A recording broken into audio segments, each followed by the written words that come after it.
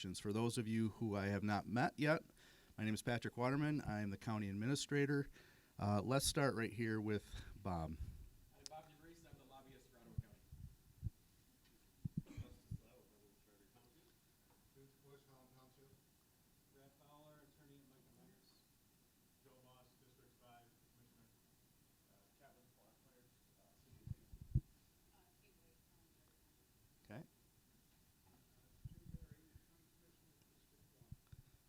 Tom Louise, Park Township. Helen Dietrich, Chester Township. Mark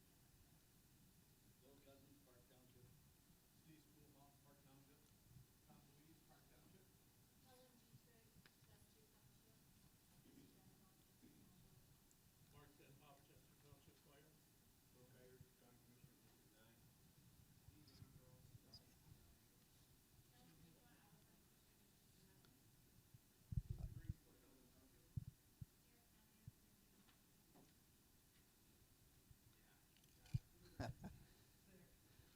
It's what you get for sitting in the back row. You got to talk loud. District 10, Commissioner Granny, District 9, John Peoples, County Commissioner, District 7.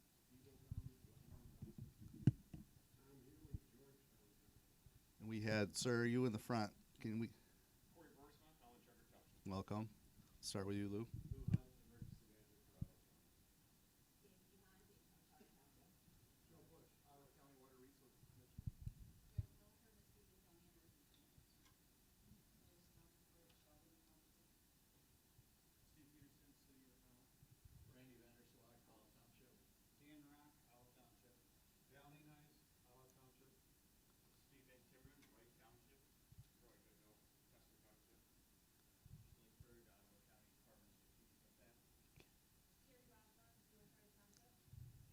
Goodnow, Custer Township. Blake Bird, Ottawa County Department of Strategic Impact. Terry Rosbach, Stewart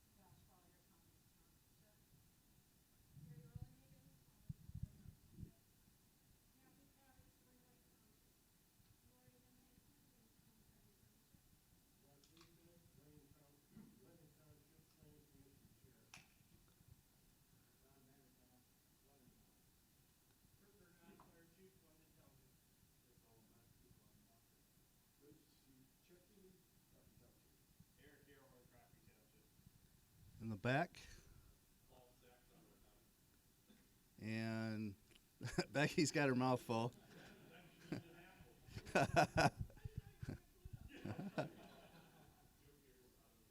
Yep. Good job. And sir, the one that just sat down, your name, please? Oh, Cat Bollinger, Calvary Township. Okay. Okay, great. Well, we got a awesome turnout today. This just speaks to how important this issue is. So we are going to have what we hope to be an informative and meaningful discussion today around what is arguably probably the most controversial issue in our county right now. And that is specifically that being utility scale renewable energy facilities and their siting in your individual communities. I first want to thank and give recognition to the Department of Strategic Impact, Paul Sachs and his team for organizing today's event and for putting together what I think is an outstanding panel of subject matter experts. I also want to recognize the important role that each of you play as local leaders balancing your community priorities, land use planning, economic development, and the long-term well-being of the residents you serve. Today's forum brings together that shared responsibility at a moment of meaningful change in our state. Adopted in 2023, PA 2233 represents a significant shift in how large-scale renewable energy projects might be sited in our state. For the first time, Michigan has established a statewide permitting framework for certain wind, solar, and energy storage developments, while still preserving an important role for local governments. This law raises thoughtful questions about local control, consistency, community engagement, infrastructure planning, and Michigan's broader energy future. The purpose of today's discussion is not to debate the pros and cons of renewable energy projects, but to better understand the law, its implementation, and its real-world implications for cities, villages, and townships.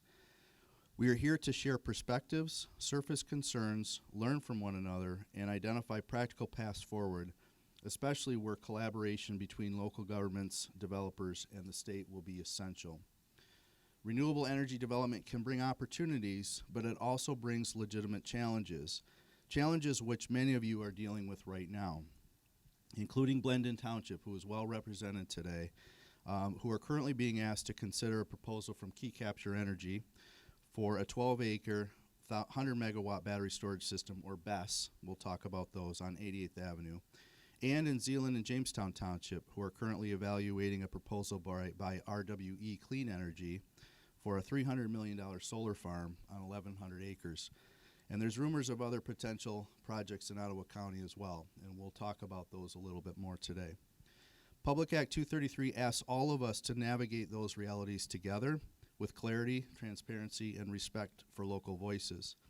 Thank you for your willingness to engage in this conversation thoughtfully and constructively. I look forward to a productive dialogue and to hearing the insights you bring to your communities. I was going to recognize all of our elected county commissioners today. They've all introduced themselves, but as you can see, they are well represented. They have a vested interest in this issue, I can assure you, and they care about this conversation. One thing I'd like to say too is that when you look around the room and see who's not here, we were very intentional about just limiting this to local unit leaders. We had a lot of interest from the energy companies to be here today. We wanted this conversation to be at the local leader level and be able to have open, frank conversations without that presence. That said, if there are questions that we can't answer, we're happy to take those today and get back with this group with the information. So let me introduce our esteemed panelists for today. First up will be Bob DeVries. Bob is Ottawa County State Lobbyist with GCSI. I think GCSI has been representing us for 15 years. Bob is our boots on the ground in Lansing. He goes to work for us on any legislative issues, and he's here to talk about kind of how 233 came to be and what he's hearing in Lansing on this new law. Brad Fowler is an attorney with Micah Myers with extensive local expertise in the space of large-scale renewable projects. Next, we'll hear from two of our state reps, hopefully, Brad Slaw and Greg Van Workum. They are both here representing the 85th and the 88th District. Brad is no stranger to Ottawa County. He served as our treasurer for 11 years. And Greg has previously served under both U.S. Representatives Bill Huizenga and Pete Hoekstra. Both of these gentlemen will be sharing their perspectives from Lansing as well. Department of Strategic Impact Director Paul Sachs is responsible for a wide range of community-wide initiatives and will be sharing on the siting requirements of energy projects. Longtime Water Resources Commissioner Joe Bush has been extremely involved in the current projects that I mentioned earlier and will be sharing his knowledge in this area. And like Joe, Ottawa County Emergency Management Director Lou Hunt has also been on the front lines with these projects and will be talking about how this relates from an emergency planning standpoint. And finally, we welcome Blendon Township Manager Greg Golombowski and Fire Chief Kurt Gernat, who will share kind of the Blendon experience, if you will. They're going to kind of tell the story of what they've learned. I was talking to Kurt a little bit before and say, hey, is there things you would have done differently? And he said, absolutely. So I think that's all good information for this group to hear. So without further ado, we'll kick this off. We got a robust agenda. I'll start with Bob. Thank you. You want a handheld? Okay. Thanks, Patrick. I'm going to go over a little bit of how we got to where we are and maybe a little bit of what's coming next. I want to save some of the politics chat for when our representatives come in and they can talk about efforts to repeal and amend Public Act 233.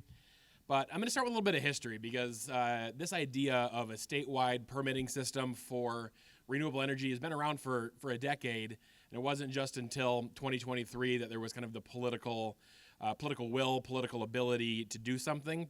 And it kind of starts back all the way in 2008. I was a very young staffer in Lansing, and so I was just kind of learning about some of this stuff. In 2008, they passed a new energy law. We've got one big law, the Statewide Energy Code, that regulates most of what the public utilities do, most of what the Public Service Commission does, which sets and approves rates. and how ultimately that means the electrons come through the wires and get to your house. In 2008, for the first time, the legislature imposed what's called a renewable portfolio standard, requiring utilities to generate a portion of their energy through renewable means. And so it was fairly controversial back in 2008. Solar was unproven, especially in a place like Michigan, which is notoriously cloudy in many parts of our state. Wind is an eyesore. People didn't like it. People were very nervous at that time about offshore wind. But through the political process, negotiations, et cetera, in 2008, the divided legislature, which was controlled in the Senate by Republicans and in the House by Democrats at the time, with Governor Jennifer Granholm at the time, passed a bipartisan law that required the very first small renewable portfolio standard. Fast forward 7 years, 2015, it was rewritten again. And it wasn't a ton of huge changes, but the renewable portfolio standard stayed, and it was bumped up slightly. And once again, Republicans controlled the entire political process at that time, but the vote was still quite bipartisan. About 2/3 of the Democrats voted for it, about 2/3 of the Republicans voted for it. And so it was not a partisan process in 2015 under Governor Snyder's leadership. And then fast forward to 2023, when we had the next statewide energy rewrite code. Very different political circumstance. For the first time in over 40 years, the Democrats controlled all branches of government in Lansing, the House, the Senate, and the governor's office.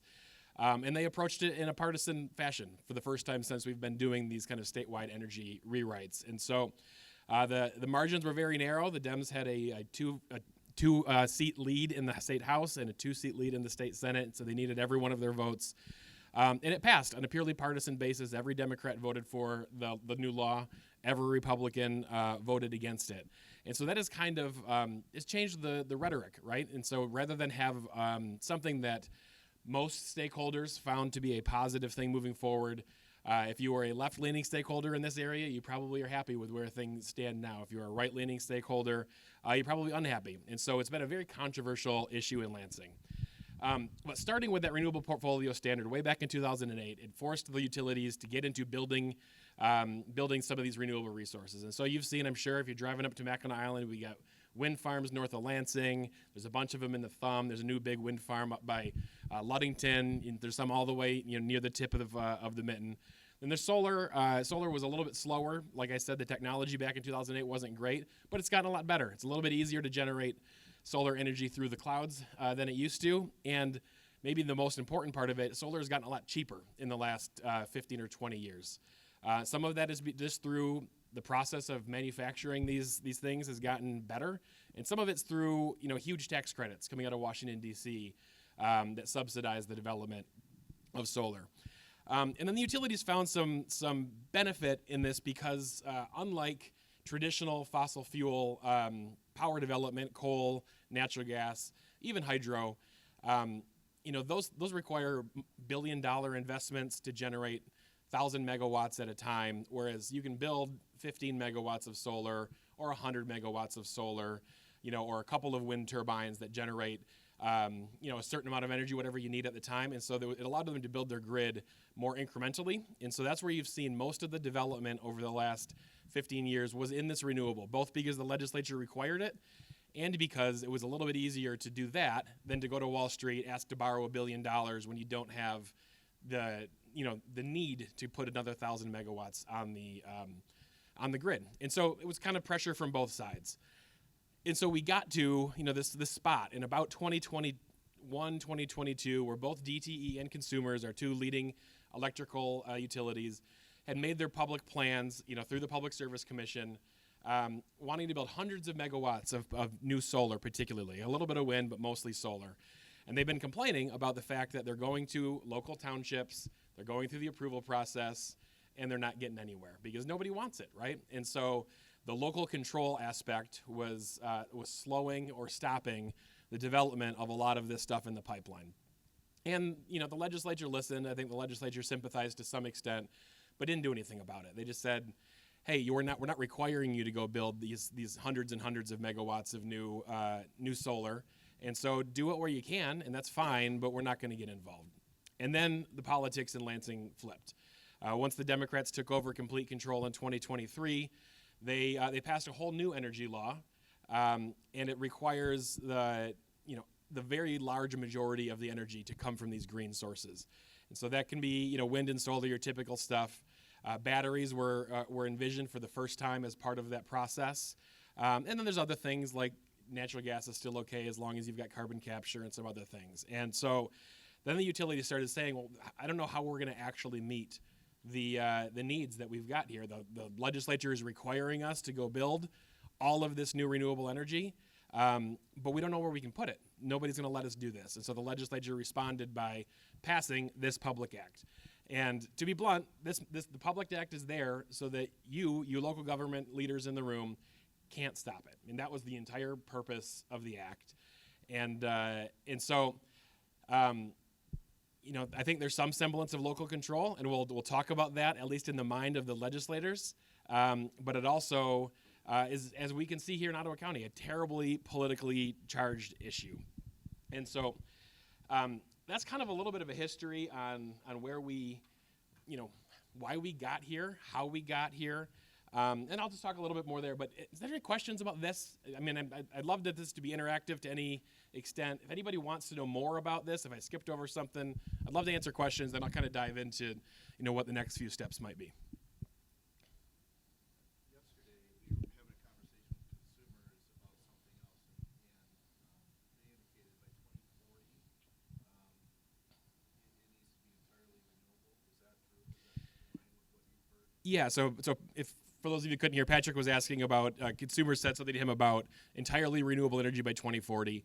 That is what the law says. There is some exceptions. Like I said, they're not going to have to stop burning natural gas, but they are going to have to find a way to decarbonize their burning of natural gas. And so the definition of renewable is not just wind and solar and hydro. Nuclear counts.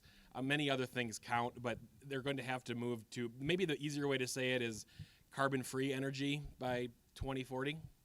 And so those are the targets, which is why there's this big crunch to figure out how they're going to build all the renewables.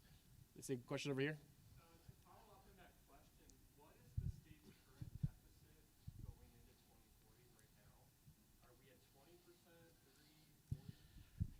I'm not sure, honestly. The last portfolio standard was somewhere just south of 20%. So I think it's safe to say that most of the utilities are at least there.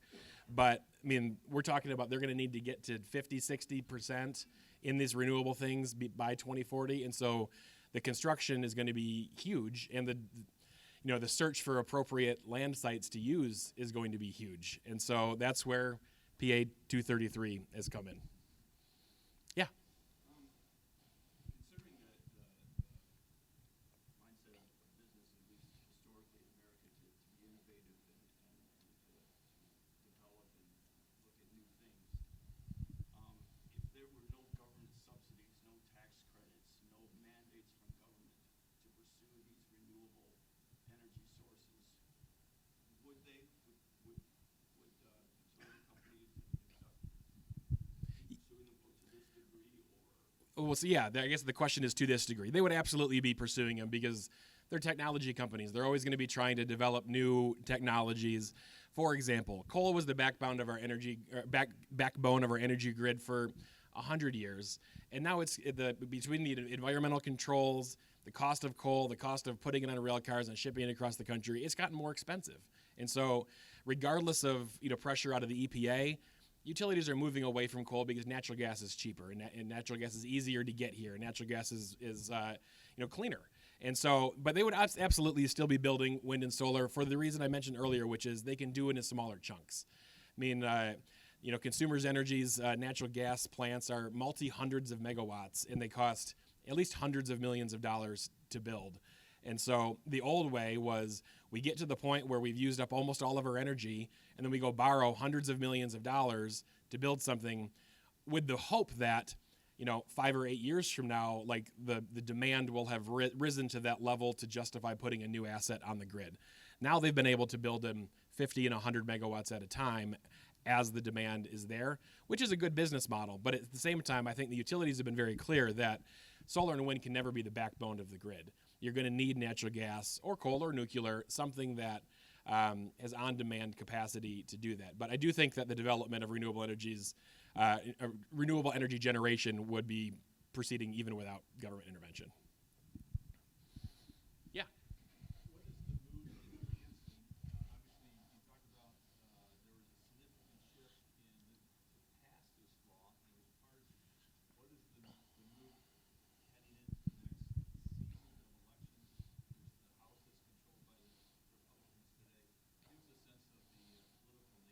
Yeah. Well, I'll give you a short answer here because we do have two of our legislators coming in, and I want to lean on their expertise. But the Republicans are absolutely for repealing this law. In fact, the House Republicans have already voted to do that. And so the bill is now sitting in the Senate where the Democrats control, and then it will never see a vote. And even if it did, Governor Whitmer would veto it. This was part of their signature action during their 2 years where they had complete control. But I will say that this did impact the elections. And so, like I had said before, the Democrats had a very small majority in the House, a 56 to 54 seat advantage. And then the Republicans went and picked up several seats in this last election. And in at least a few of them, this was one of the major issues. Part of the challenge we have is the partisan shift has been a lot about how urban your district is, how many people, or even suburban districts have been moving to the left in areas that used to be Republican strongholds. And so this issue is very important in rural Michigan. That's where we see farmland being gobbled up. That's where we see issues like we're seeing here in the rural parts of Ottawa County. And so, for example, there was a Democratic legislator from the Upper Peninsula who lost her election this last time, and this was the biggest issue. She voted for this bill, and it probably cost her seat. There was a Democrat legislator down in the Battle Creek area, and there's a huge solar farm being developed in Calhoun County that the locals aren't a huge fan of, and this was an issue that probably cost him his seat. The challenge is when I look at the political landscape, there's not a lot of rural Democrats left. And so I don't know how much of an issue this will be moving forward in the elections. It probably cost those who are vulnerable their seats already. But I do think it's important to keep, from a local government perspective, to at least make sure your legislators know, the impacts on your local thing. But we'll talk about more about what the elections might mean when our legislators come in, but that's at least a short answer to that. Yeah. With the advent of all these AI data centers that they want to start putting in, and the large amount of energy that they're going to need, and the energy companies said, well, we're doing all these solar and wind farms to keep up with the demand that we have now, and the huge demand that's going to grow with all these AI data centers, do they have any strategic plan for that? I mean, I think it's too early to say because the nice thing about the utilities is they have to publicly, give us their plans every couple of years in what's called an integrated resource plan. And so we'll see when they come to do the next one. But yeah, I mean, we're not going to put 10 new data centers here in Michigan without, an expanded energy generation thing.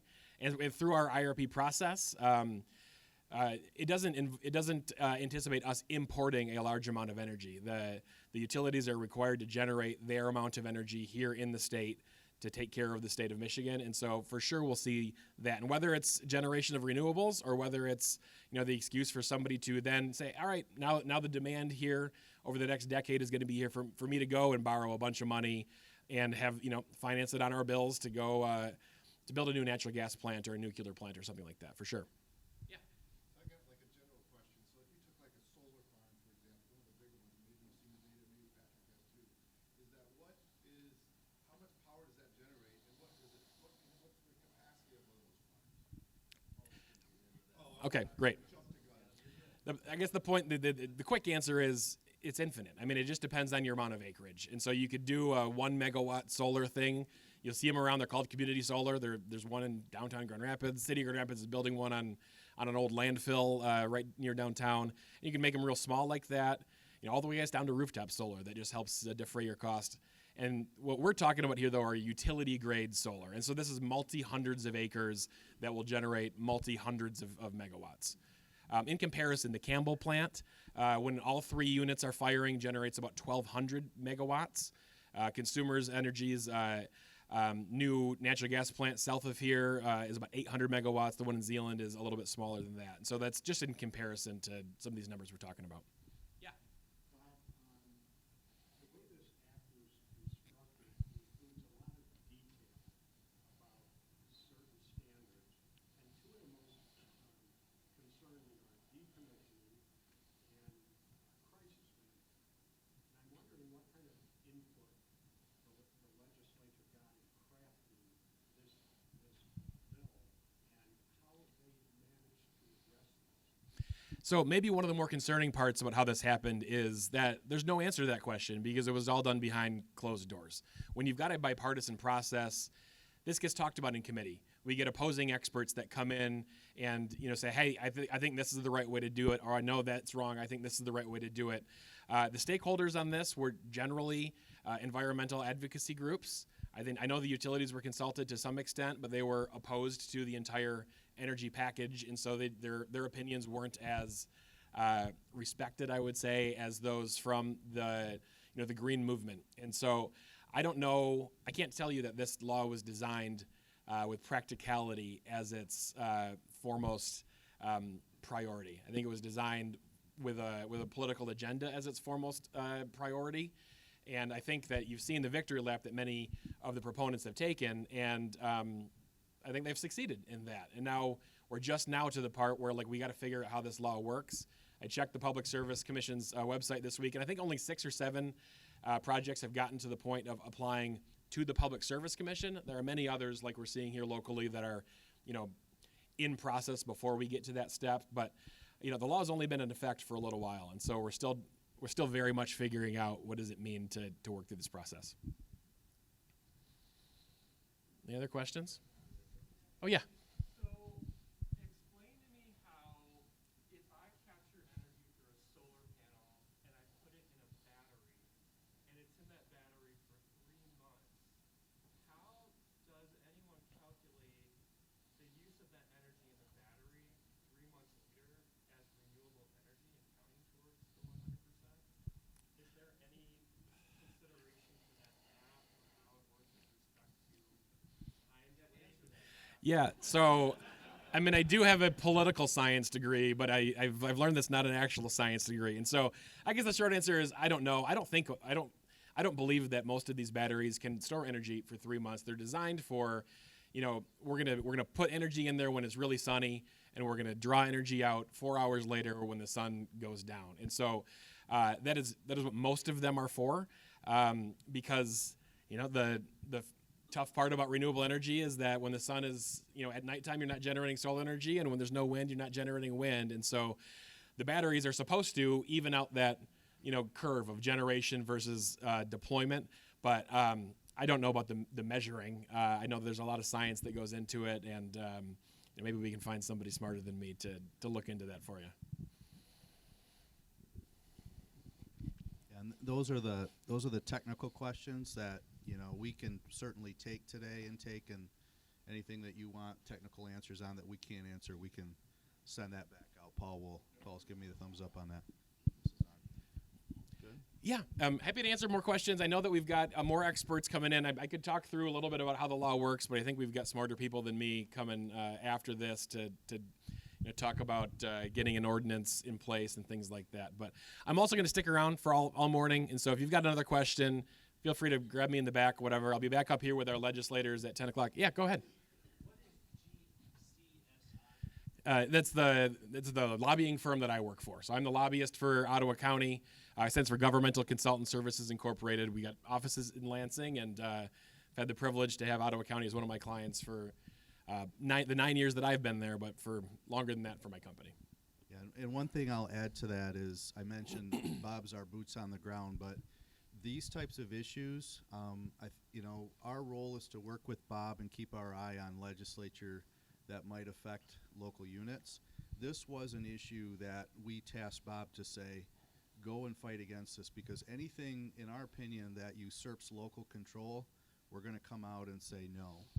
So this, when I was here in the deputy role, I was talking to Bob about this law when it was coming up, and this is one that we would have said, please tell them that this is not something. Same thing with short-term rentals. Anything that takes away your local ability to make a decision is generally something we won't support. I think that's a good point, because as we'll see here, the county doesn't have a strong role in this, right? It's about the cities and townships and villages, but Ottawa County has always told me do what we can at least to defend local control, whether that's something that's for a county specific issue or whether that's for something that impacts the townships a little bit more.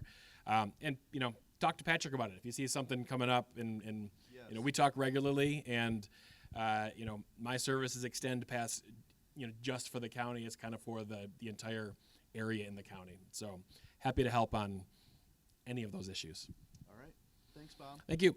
All right, I'm going to welcome Brad Fowler up. I did not. I mentioned Brad's firm, but I also should have mentioned Brad's partner, Ron Reddick, is the attorney for Blendon Township. So they have a lot of knowledge about what's happening locally. But Brad is going to bring some information about kind of what that pathway looks like for approval in a energy project in your community. So welcome, Brad. Morning, everybody. Hold on, I've got a PowerPoint presentation we'll bring up here.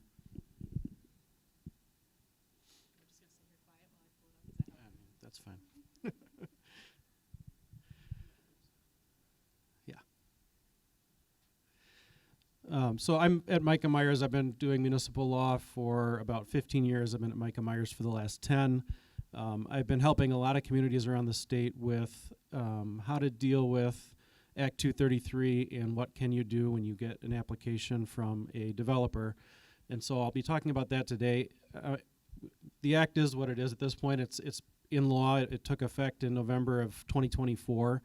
And so we have to, as local governments, we have to figure out, okay, how are we going to operate within this? What was salvaged in terms of our local control so that we can still have some sort of say in citing these things. One of the things I'd like to talk about is the applicability of the act. It only applies to large-scale, utility-scale renewable energy facilities. So that means solar energy that creates more than 50 megawatts of nameplate capacity, wind energy that creates more than 100 megawatts of nameplate capacity, and energy storage facilities that create 50 megawatts of nameplate capacity or more. And so if you have those are big facilities. If you've got, there's a lot of smaller facilities that you might get applications for, anything from people wanting to put them on their roofs, to put solar on their backyards, to put solar in a smaller context to power a property or a couple of properties. That's all not covered by Act 233, and you can still, as local governments, regulate that however you deem appropriate. So that's an important point, is even if you throw your hands up and say, we're going to let the state handle this now because Act 233 is in place, you should still consider regulating the smaller scale things that you still might get applications for, okay? Yes. So 50 megawatts is a lot. It's going to be, it's going to be many, many acres. I'm sure that we've got some, Paul's going to talk about that. There's going to be, Paul's got all the good information, so I'm just filling in. No, they're large projects that connect to the grid to power, not just a couple of properties, but to provide power by energy companies to the grid. So they're going to be hundreds of acres, many times thousands of acres. The projects I've dealt with personally, the solar projects, have all been over 1,000 acres, so large projects. But again, you should still have ordinances in place to regulate those smaller projects, because you might get those, and that way you still have complete control. If you don't have any ordinance, then you're going to have a problem there. So having some sort of regulation in place to deal with those is a good place to start. But Act 233, again, took effect November of 24, and it severely limits local control. So how do we, as local government leaders, as local governments, navigate this? And that's kind of what I'm going to be talking about in this presentation. So there's several legal pathways that are available now. Previously, it was just you have an application come in for something. It's usually going to be covered by your zoning ordinance, generally as a special land use. They go through your local process. Now, with Act 233, a lot of that is usurped to the state. But there are three main pathways, legal pathways, that a developer can take, and that and local governments have some control in terms of which pathway is taken. So first pathway is you apply directly for state certification through the Michigan Public Service Commission. Now that the only way a local government can prevent that from happening, if a developer really wants to do that, is to pass what's called a Compatible Renewable Energy Ordinance, a CREO. If a community has a CREO in place, then the developer has to go through you, through that CREO process. But that's really a performative amount of control, because that CREO is incredibly limited in terms of what you can regulate in it. And so that is a way to make them come locally, is to have a CREO. but that local control is, again, just it's on the surface. You don't really have a lot of ability to regulate anything about that solar project beyond what's in the act. So if you go to the state level, you're going to file an application. It's going to take up to a year, year and a half to get that application through the state level, and then you can get a certification that way. It would preempt all zoning. They could cite it anywhere they want. If you have a CREO, the second pathway, again, it's local control, but you can't control where these go. It has to be a permitted right everywhere in your community. And all you can do is limit the setbacks to what's in the act and limit a few other minor things that are in the act that we'll talk about. The third pathway, and it's really, there's two sub-pathways here, but one of them is not really feasible, but it's an incompatible ordinance. So what I'm seeing around the state is many communities are adopting these workable incompatible ordinances because it allows you to have maximum control. There's nothing in Act 233 that requires a developer to go to the state, to go to the MPSC. It can work with the local governments if it chooses to. And a lot of times these developers don't want to go through that administrative burden and the year-and-a-half long process. And so they prefer, plus it's not popular to go to the state because you're already then just saying, you're kind of pushing off the local government saying we don't care about you. So a lot of these developers find it advantageous to come and try and work with the local government first and see if they can get some sort of workable regulation in place. And a lot of them are willing to give more concessions that are what's in Act 233 in terms of regulations. So these workable ordinances are a solution that a lot of local governments are trying to adopt right now to kind of navigate through what Act 233 has done and allow for the maximum amount of control that we can, understanding that it's voluntary and the developer has to agree to everything, otherwise it's going to go to the state. They can just turn around and go to the state and get their certification. So a way to think about it is the MPSC, the Michigan Public Service Commission, creates a backstop, and it allows these developers to go if local communities aren't going to play ball and get their certification. But a lot of times they're willing to work with these local governments before they take that step to see if they can get some sort of agreement in place. You can also have an unworkable incompatible ordinance. That's just an ordinance that basically says, you can't, it'd be too strict for the developer to work out for them. And if that's the case, they're just going to go to the state anyway. So there's not really, and there are repercussions in terms of financial benefits available to the townships that you might not get in that circumstance. So that's really not a great option, but it is a pathway, I suppose, if you wanted to. So let's go through kind of these pathways one at a time. The Michigan Public Service Commission, first step would be to, and really all the steps for all of these pathways start the same way. The developer is going to offer in writing to meet with elected officials in your community. And that's going to trigger then a 30-day window where you would have to let them know if you have a CREO or if you have want to work on a workable ordinance or if you don't have anything. And then they have to then have public meetings in your community. And I put in the slide here ALU, it's an affected local unit of government. Importantly, the Michigan Public Service Commission has defined that to mean a community with locals or with zoning authority. So that in many cases is the township, some cases it's the county, but that becomes important because all affected local units have to be involved. And so what the affected local unit means is whoever has zoning authority. And a lot of these developments will span multiple townships. So you might have one that spans 3 townships. If all 3 are zoned communities, then all 3 are an affected local unit and have to be involved. As I said, it's a 365-day process to decide an application. The MPSC has 60 days after you apply, after an application is filed by a developer, to determine whether that application is complete. And I looked at the website, and I think there are 5 pending applications right now. I don't think they've decided any yet, the Michigan Public Service Commission. There's 5 pending applications, and all of them, I think just 2 of them have been deemed complete and are now under review. The other 3 are still in that period of they're trying to determine whether they're complete. And a lot of these applications have gone back several times where the MPSC staff has sent things back to these developers saying, no, you got to give us more information, you got to give us more information. And so they're stringing that out a little bit, and it's creating a delay. So it's still in the very early stages, and there's been no approvals by any means, but that's the process here. And here's another just kind of way to look at that process. But you've got your 60 days before you have any kind of public meeting. You have to meet with the local official. Then that triggers a 30-day window to let the developer know whether you have an ordinance in place, a CREO, or want to work on a workable ordinance. If not, then they're going to schedule that public meeting. It's going to be held in each affected local unit. Then they'll file their application, and the MPSC takes over at that point, and they've got 60 days to determine that application is complete or not, send it back if it's not.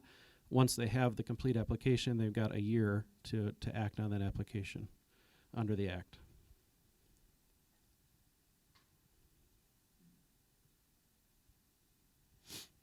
So what can the Public Service Commission consider when they are reviewing an application? I've listed most of that here. These are the factors that they can look at. So they can look at quite a bit: feasibility of alternative locations, impact on local land use, public benefits of energy facilities and whether it justifies the construction in that community, percentage of land already dedicated to energy production. So if you've already got a solar development, they can look and say, okay, maybe this isn't the best place for the second one. Vegetative ground cover, environmental impacts, wetland impacts, endangered species impacts. Unreasonable diminishment of prime farmland, I think, is an important one, because I would encourage every local government that has a master plan to look at your master plan and delineate prime farmland in your master plan, because that's something the MPSC can then look at if they're reviewing a solar application and say, oh wait, the township has in their master plan set this up as prime farmland. And so that's one way to kind of at least show the MPSC, look, we don't want this here, this is prime farmland. Brad, can I ask a question on that? Yeah. That was my question. Is in this process that MPSC is looking at it, do the local units have a voice? Can they write a letter or make their argument within these frames? Yes, so I'll get to that in a little bit, but there is a by right that you can intervene. So in I think every one of these 5 that are pending, the townships involved have intervened, and they are a party to this. It's a contested case at the Michigan Public Service Commission. So you have the ability then to go and challenge the application to the Public Service Commission, but it will be decided by that 3-person body. That's an unelected body of 3 commissioners. And you as the township can go and make your arguments. And actually there's a provision, which I'll talk about, that provides funding for you to go do that, so you don't have to pay out of pocket for it. But you do have that right. And so you can go and challenge it. And this prime farmland designation is ammunition in your pocket to go to the MPSC and say, look, we have dedicated prime farmland in our master plan, so we don't want this here because of that. Yes.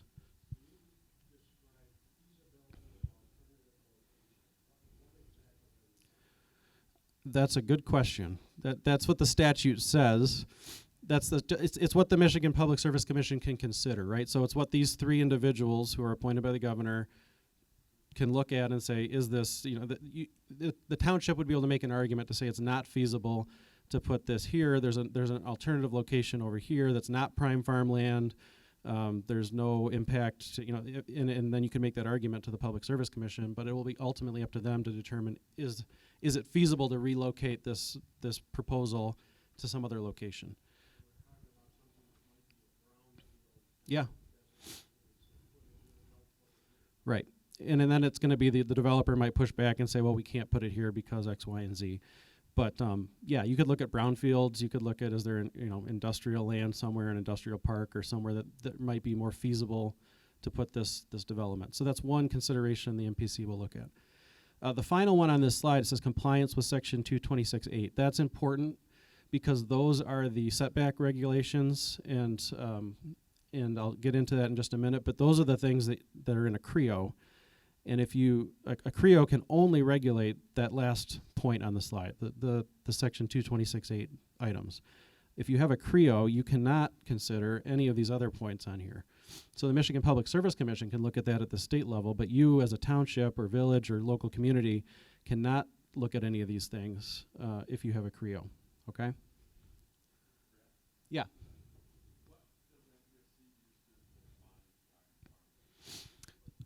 So I don't know if they have a standard on it. I think that if you have in your master plan a definition of prime farmland and you designate that way. They're probably going to look at your master plan. I mean, the Michigan Public Service Commission is not a zoning body. They don't have zoning expertise. So I think that if you, as a local community, have very clearly defined what that means, and it's reasonable, it's not, just not just designating everything as prime farmland. But if there's a reasonable definition of it and a reasonable delineation of it in your master plan, then that's probably going to be good evidence for the township to use with the Public Service Commission and good information for them. Yes, in the back.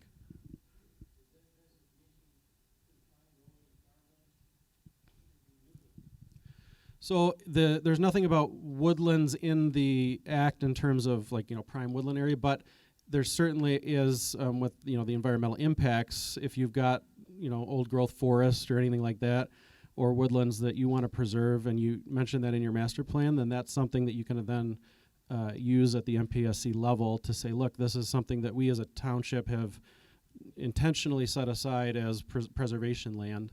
And so that's not appropriate for a utility scale development.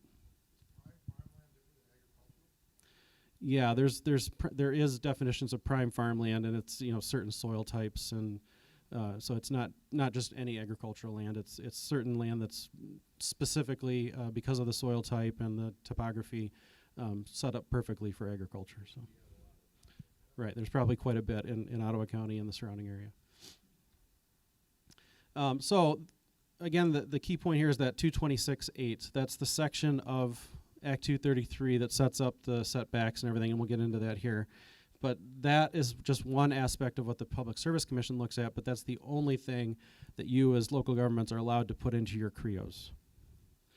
So with respect to solar, these are the Section 226.8 requirements that you can regulate. 300-foot setbacks from occupied community buildings and dwellings on non-participating properties, 50-foot setbacks from public road right-of-ways, 50-foot setbacks from non-participating property lines, fencing that complies with the National Electric Code, height of maximum 25 feet at max tilt or max extension of the panels. Maximum noise is 55 decibels measured from property line of adjacent non-participating properties, and lighting that is dark sky friendly. So if you have a CREO, a solar CREO, that right there is all you can regulate. You can't look at prime farmland, you can't look at environmental impacts, you can't look at feasibility of other locations. You just have these things on this slide, and that's what's in your ordinance. For wind, here's the same information in 226.8. For that, it's based on the height of the tower, so you see the setbacks are based on 2.1 times the total height of the wind tower, or 1.1 depending. And then for battery storage facilities, it's very similar to the solar, 300-foot setbacks from community buildings and non-participating property dwellings, and then 50-foot setbacks for everything else. Same with noise and dark sky friendly solutions. Yes.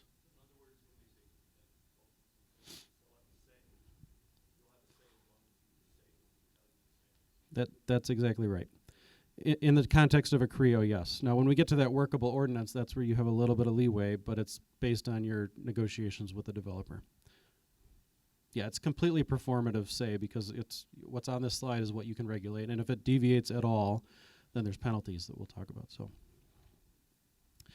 So baked into Act 233, there are some community benefits for local governments.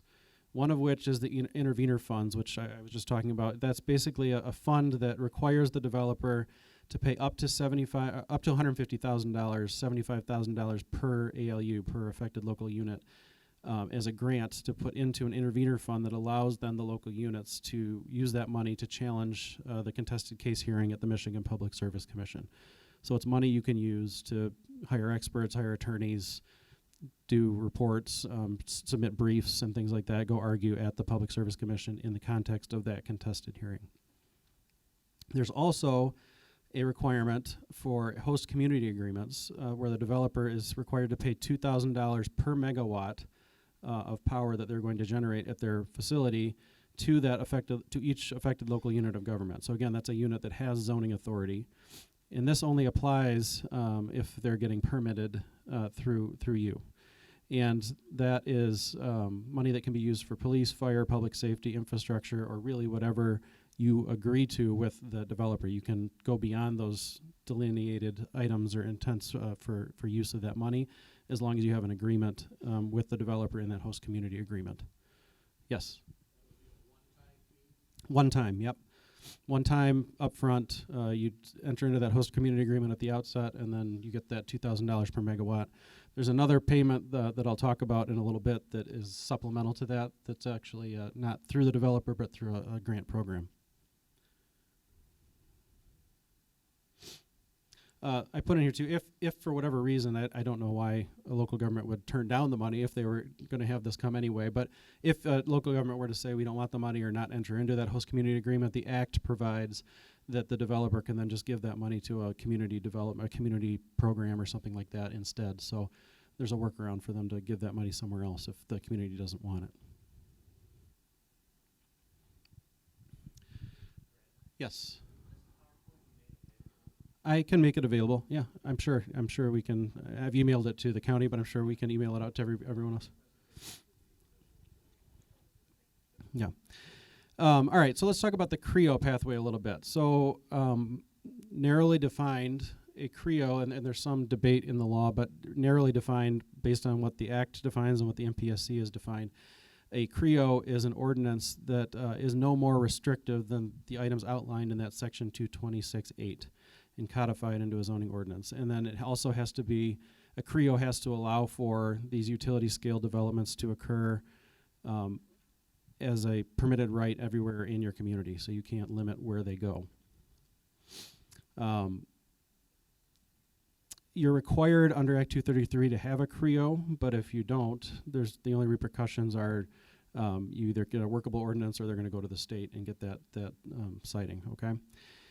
If an ALU adopts a CREO, then you're required, the developer's required to come to you, as I said before, so it does allow that, you have the performative control, but they can't get their citing through the state at that point. They have to come through you to get it, but there's not really grounds for you to deny it other than they have to comply with those setbacks we just looked at. The other point I'd like to make is if you've got a lot of these programs, again, projects are municipalities are involved. So these things span several townships.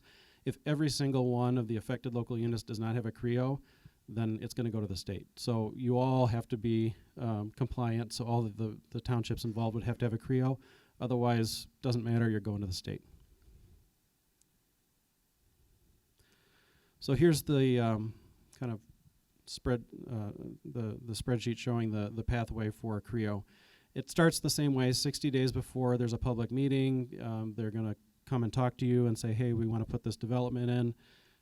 Do you have a CREO? You got 30 days to respond and tell them, yeah, we do. If you do have a CREO, then it's a much shorter time frame than the MPSC. That's the other thing that is kind of disadvantageous to local governments, is that this requires you to act within 120 days. So they would have a public meeting and file an application, and then you as the township or village would have 120 days to act on that application. If you don't act on that application in 120 days, or agree to an extension up to 240, but if you don't act on it within that time frame, then they will go to the state. It will be deemed that you don't have a CREO, and you will lose the ability to have that $75,000 of intervenor funding.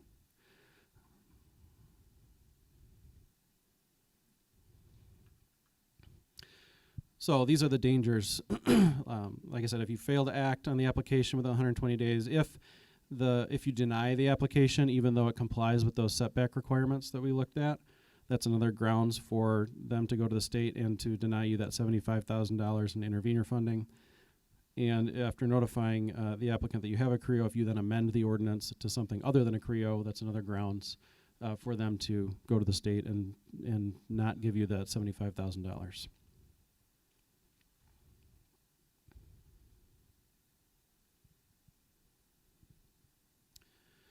So let's last look at the incompatible workable ordinance pathway. And again, this is the one that I frankly recommend. I think it gives you the maximum amount of control.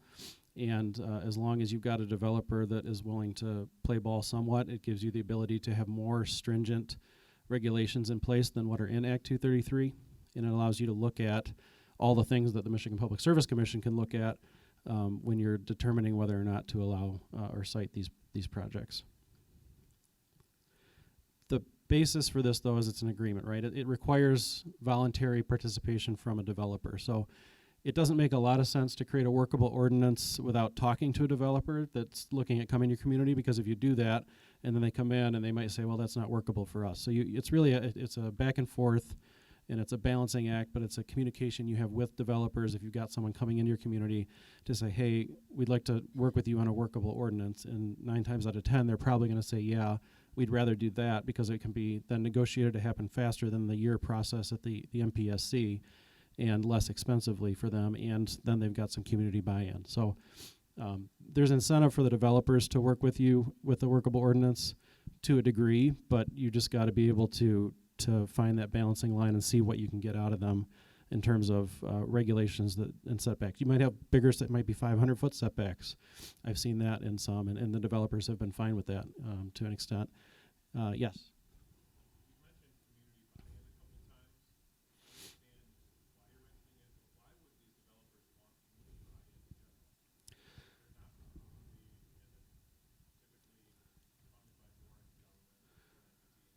Yeah. Well, I think they care because it helps them get their project through the finish line easier, right? If they've got community buy-in, then they've got, rather than fighting the community the whole way, if they've got the local government helping them, working with them to get their project put in place, then that's why they want community buy-in. Otherwise, they know they're going to be battling with the locals the whole way up to at the state level. That's less, I guess, less palatable for them if they can get around it. Yeah.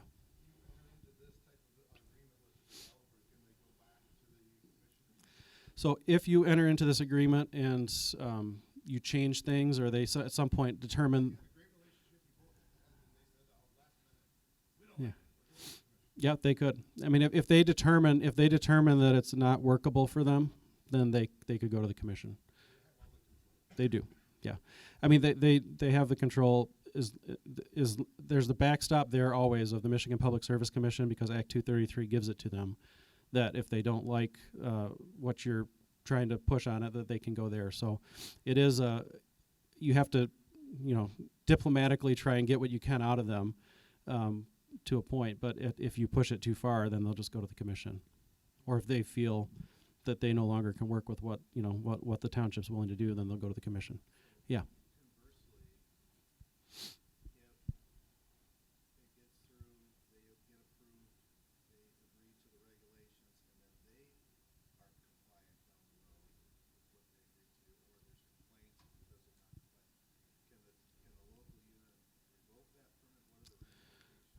I think you can. I would recommend that you would, if they're not complying with what they agreed to. And then it's going to be, they might be litigated. I mean, that might be things for the courts to hash out. I don't think the Public Service Commission wants to get into those ordinance discussions. They're going to leave that to the courts to figure out. But at any,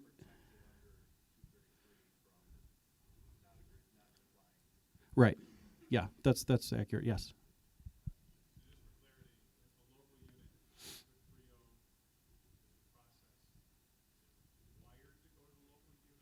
Yes. Yes. Correct.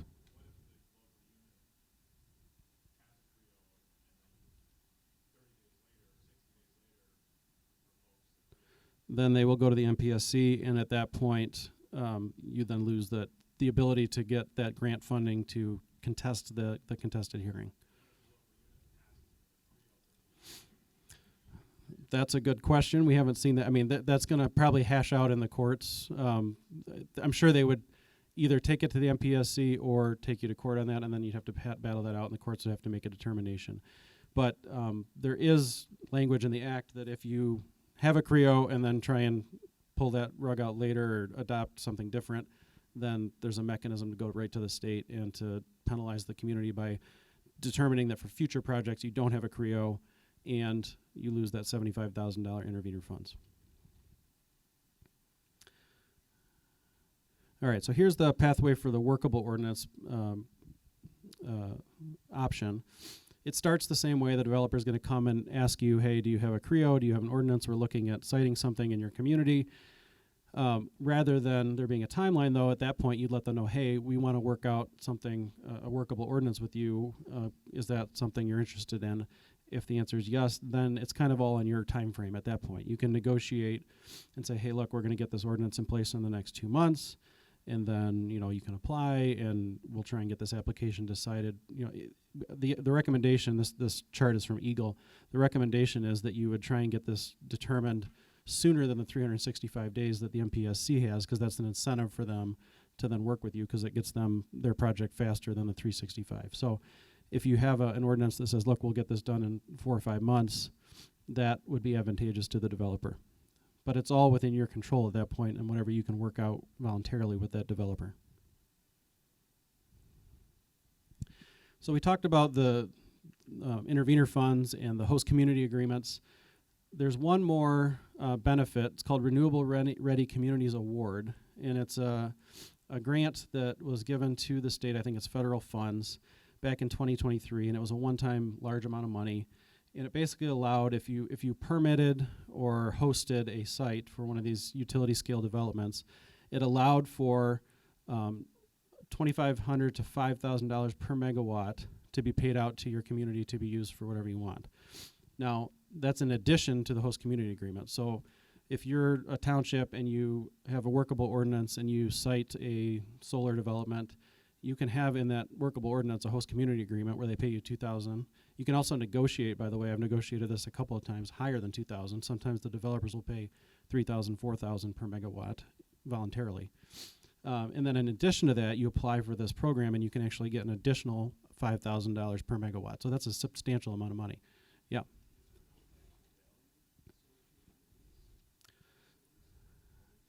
They're taxable.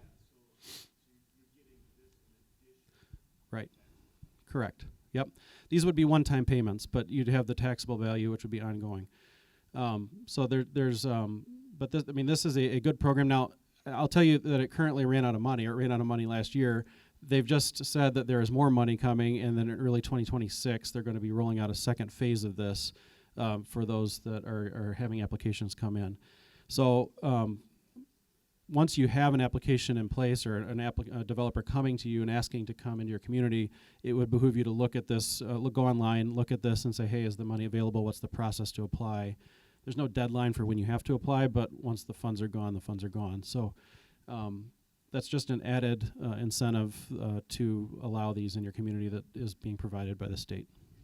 Yeah.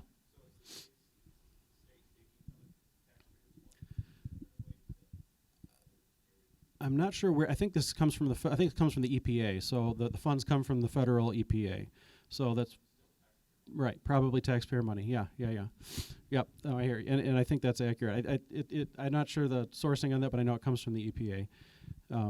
So that's where the money's coming from. So what are the pros of each of the pathways, real quickly? So the host with the MPSC, the main pro, I guess, is that it takes all the work and accountability and puts it on the state, takes it out of your hands, so you don't have to deal with it. But as much as you want to consider that a pro, I don't know. And the indications are right now that the MPSC is doing at least good due diligence. They're requiring these applicants to keep coming back with more information, because they're wanting to make sure they have all that. So they're not rubber stamping it. At least that's not what we've seen thus far. It's still early days.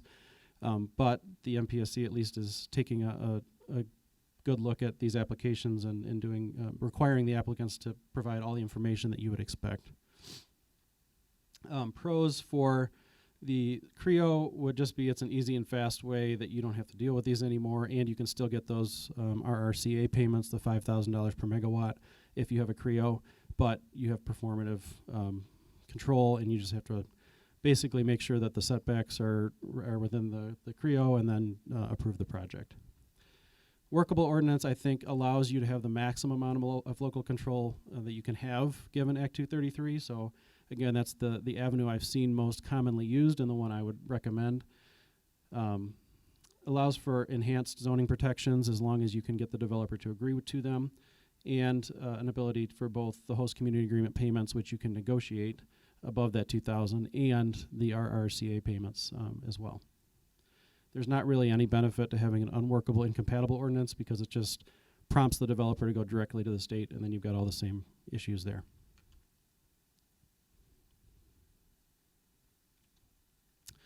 Cons, same, no local control for the MPSC, performative local control for the CREO. The cons with the workable are that you have to get the developer to agree voluntarily to all of your regulations, and there's a risk of them at some point saying, sorry, we don't want to work with this anymore, it's incompatible. So last points, I just say look at your master plans for that prime farmland and other ways to designate areas that you want to preserve, because that is then good evidentiary material you can use at the MPSC if you ever find yourself contesting one of these at that level. Start thinking about your zoning priorities, and do you want to have a CREO? Are you wanting to focus on a workable ordinance? Do you want to have nothing in place and just tell them they have to go to the state? Those are your kind of the three options you have at this point. So any other questions? Yes.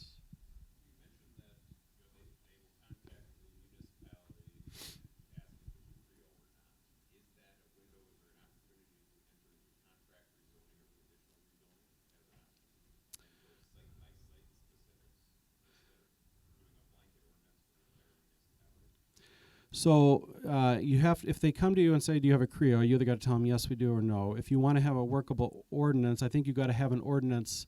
Typically, the way I've seen it is you draft it as an ordinance that applies to the community, and it's generally set up as a special land use, and then you regulate where that can go. You can regulate the size in terms of maximum amount of solar development, for example, in a community. At so many acres, I've seen those types of regulations. But it's not so much a site-by-site, like a conditional rezoning of property. It's more of, because then you've got potential issues of equal protection. You've got another developer coming in saying, well, you did this for them, that kind of thing. So it's going to be generally a zoning amendment that would add it as a special land use, and then put conditions for those special land uses in that ordinance.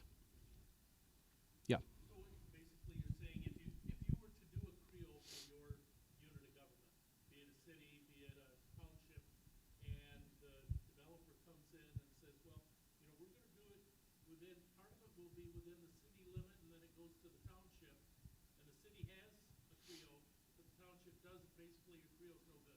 Correct. Because if you've got one community that has a CREO and the neighboring community doesn't, then there's no, they've got to get state permitting anyway at that point, so they're going to go to the state. Now, there's some caveat there a little bit in terms of at the Michigan Public Service Commission, the Public Service Commission is probably going to require, the CREO to be applied to the other community that doesn't have one, but they're going to end up at the state at that case. Yeah.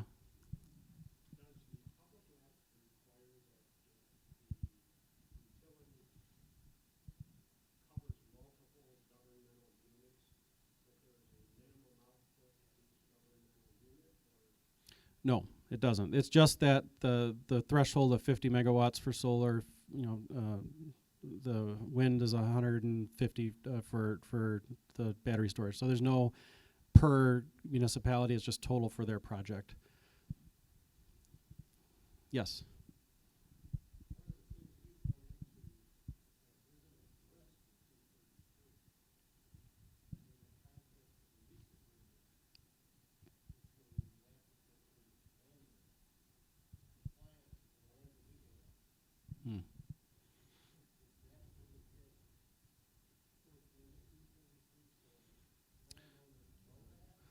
It's a good question for your state legislators that are probably waiting anxiously in the back. Yeah, I don't know the answer to that. If there's gonna, but you're right that Act 233 doesn't cover that. Yeah. Back.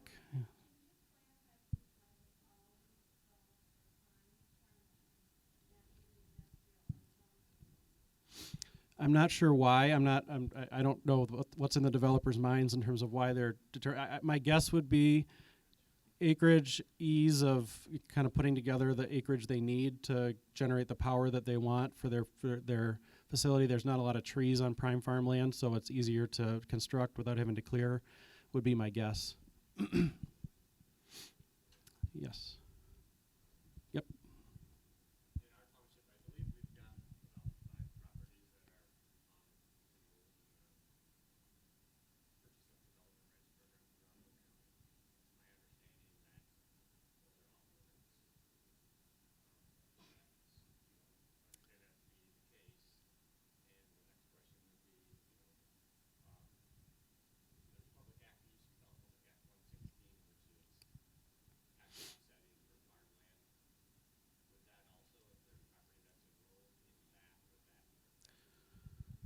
No. So PA 116 land can be used for solar development, and that's now allowed. That I'm not positive on, but I would think that you can. I mean, there's nothing in Act 233 that would address that. I think that you would be allowed to, if you go to the state and say we're going to put this here, to put it there as long as you have all, like with PA 116 lands, for example, you can now convert them to solar, but you have to have pollinator crops and things like that on there, and so that's part of that program. I don't know on the specific county lockup program, but I think that that's not going to be a limitation on if they were to go to the state and say we need this land. I mean, that might be a consideration for the MPSC, but I don't see it as being a bar to them saying you can't put it here.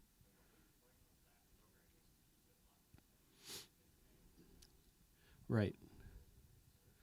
That is a good question. I don't know that it's been addressed yet at the state level in terms. I don't know that anyone's tried to put those types of lands into a solar development. I mean, the other part of it is that you have to get the landowner to agree to it. So you're going to have the landowner, sign a lease, and if they've got their land in conservation, then there's preclusions on them being able to do that. So that they can't, as the landowner, they can't lease that land to a solar developer if they've put their lands into that program. So that would prevent it at that point. Sure. Right.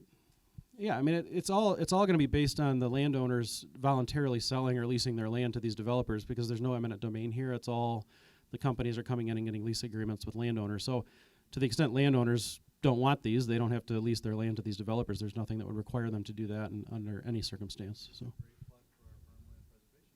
Yeah. Right. Yes, sir.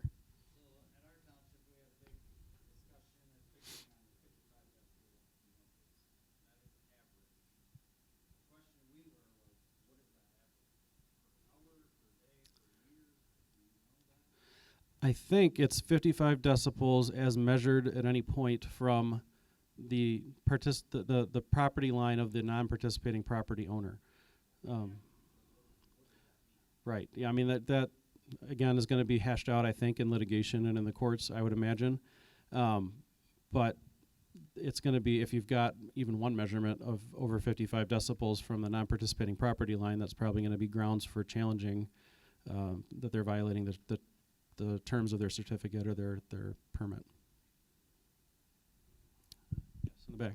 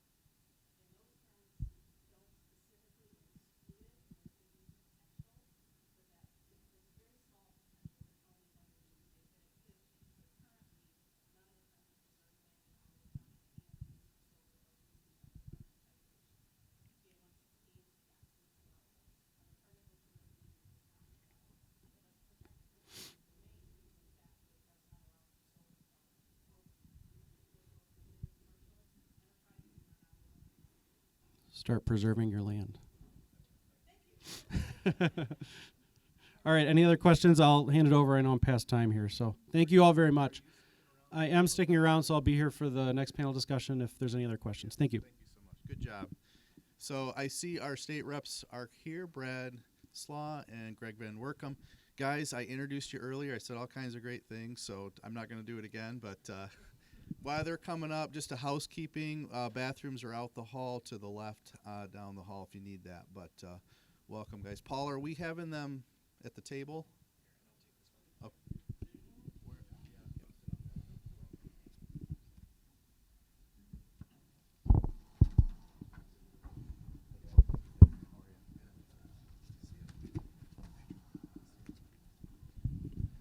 Well, thank you both for joining us here for a little bit of this interesting day. But I know we did introduce you briefly, but if you could at least just remind everybody who you are and what part of the county you represent.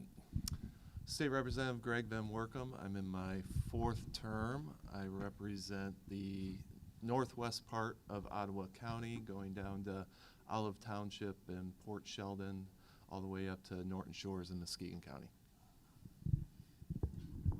And I'm Brad Slaw. I represent the 85th District. I'm in my 4th term as well, going to be going on to my 5th one shortly. I represent all in Ottawa County. My district is entirely in Ottawa County. It's a little bit of Holland Township. It's all of Zeeland Township, all of Zeeland City, all of City of Hudsonville, all of Georgetown Township, and a little bit of Jamestown Township. So I think there's going to be some interest in asking questions from the audience, but why don't we just start just a little bit with, you guys were in the legislature when this PA Public Act was passed. You both voted against it. You've both voted this term to repeal it. Just give us just a little bit of a short, what's next? I mean, is there a chance that the Senate would ever move something? And if not, what type of political changes might be needed in Lansing before that's a possibility? You want to start? You want to start? No, I'll let you start. Oh, all right, thank you. Thank you, Mr. Dean.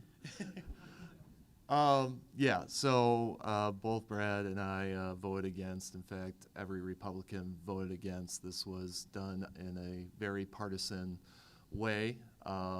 We tried. In fact, talking with some Democrat colleagues, I don't think they realized all that they were voting for when this was put through, and what kind of consequences, majorly the unintentional consequences something like this, a massive energy rewrite would have on the state. In fact, I would say of the bills that were used during the campaign season, you probably saw this one the most talked about in the ads, because we saw what was coming down when something like this passes and the impact it was going to have on local communities. Now, there was a question about the land division in the back there. It now becomes a question of, do you want to try and to amend it to make it better, or do you want to repeal it? Our perspective would be to repeal it. As Bob said, we have already voted to do that. I do not anticipate the Senate will take that up. I do think with some of the TV or news stories that have come out and communities rallying against this, that hopefully that will spark some interest on the Senate Democrat side, saying that, hey, maybe we have a problem here. But at this point, I anticipate that the Senate is going to watch this and see how it rolls over the next couple of years. To Bob's point, it is an election year. I know that House Republicans are working on an energy rewrite. The chair of the Energy Committee is working on that. I think you'll see that in the next couple months here, which will be kind of a basis of what Republicans want to see with energy. And you can be assured, well, we've already passed the repeal of this, so that might not be a part of that package, but knowing that that's a part of that package. So really it's going to be whether the Senate Democrats recognize the angst and difficulty that this act has created locally before you can get any type of action and reaction out of Senate Democrats. And let me, before we answer questions,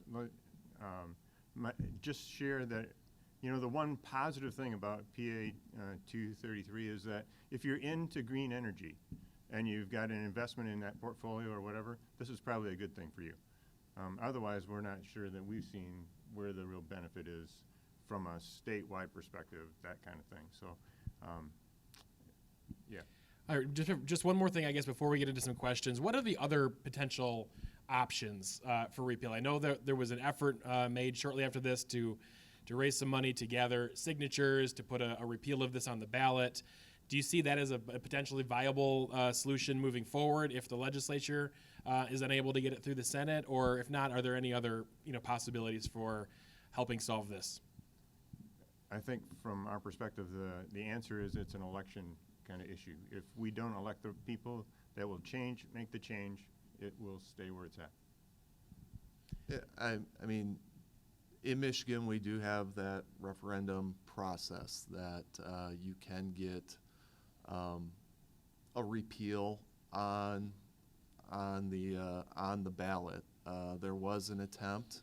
I think there was a lot of maybe confusion and not knowing kind of what was in there and what this would actually do, and that's why they've kind of scheduled this to really get deep into the weeds here of what this looks like. And when you're doing campaigns and you're asking people to sign a petition of something that isn't known yet, it's kind of difficult, right?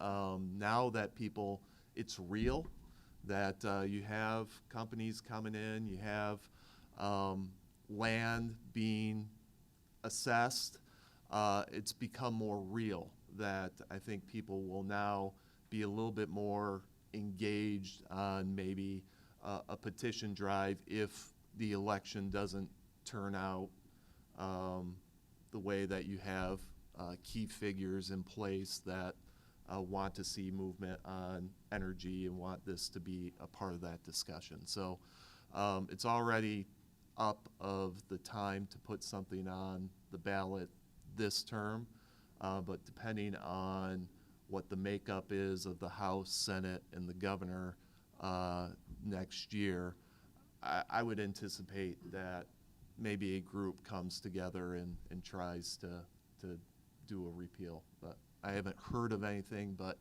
just getting the sense now of how locals are dealing with it and how people are now seeing how it's actually taking place, there's going to be more of a reaction, possibly more of an effort. All right. Who's got a question for the legislators? Just in that vote for the repeal in the House, did you get any support from Democrats on that? I don't believe so. No. I don't think so. The whole thing you said about maybe voting some people up and then not realizing what it is. We did that pretty early in the term of knowing that that was something of a priority for House Republicans in our constituencies. Now that you're seeing a little bit more media attention to it, maybe it does, but there's still this group and still the pressure from Senate Dems and from the governor to keep intact what they passed with the energy package. There's just also a challenge of being accused of flip-flopping. I mean, right now, those that voted for it have angered the local government officials and have made the environmental groups happy. And if they change their mind, now everybody's got a chance to be angry at them. And so you sometimes get that inertia where they think they should change their mind, but they just can't. And so that's why sometimes refreshing who is actually in the legislature, people that didn't take that initial vote, can be that thing that drives change. Us old hands are used to everybody being angry at us, so it doesn't affect us that much. Yeah. So it seems to me, just out of curiosity, how the system works.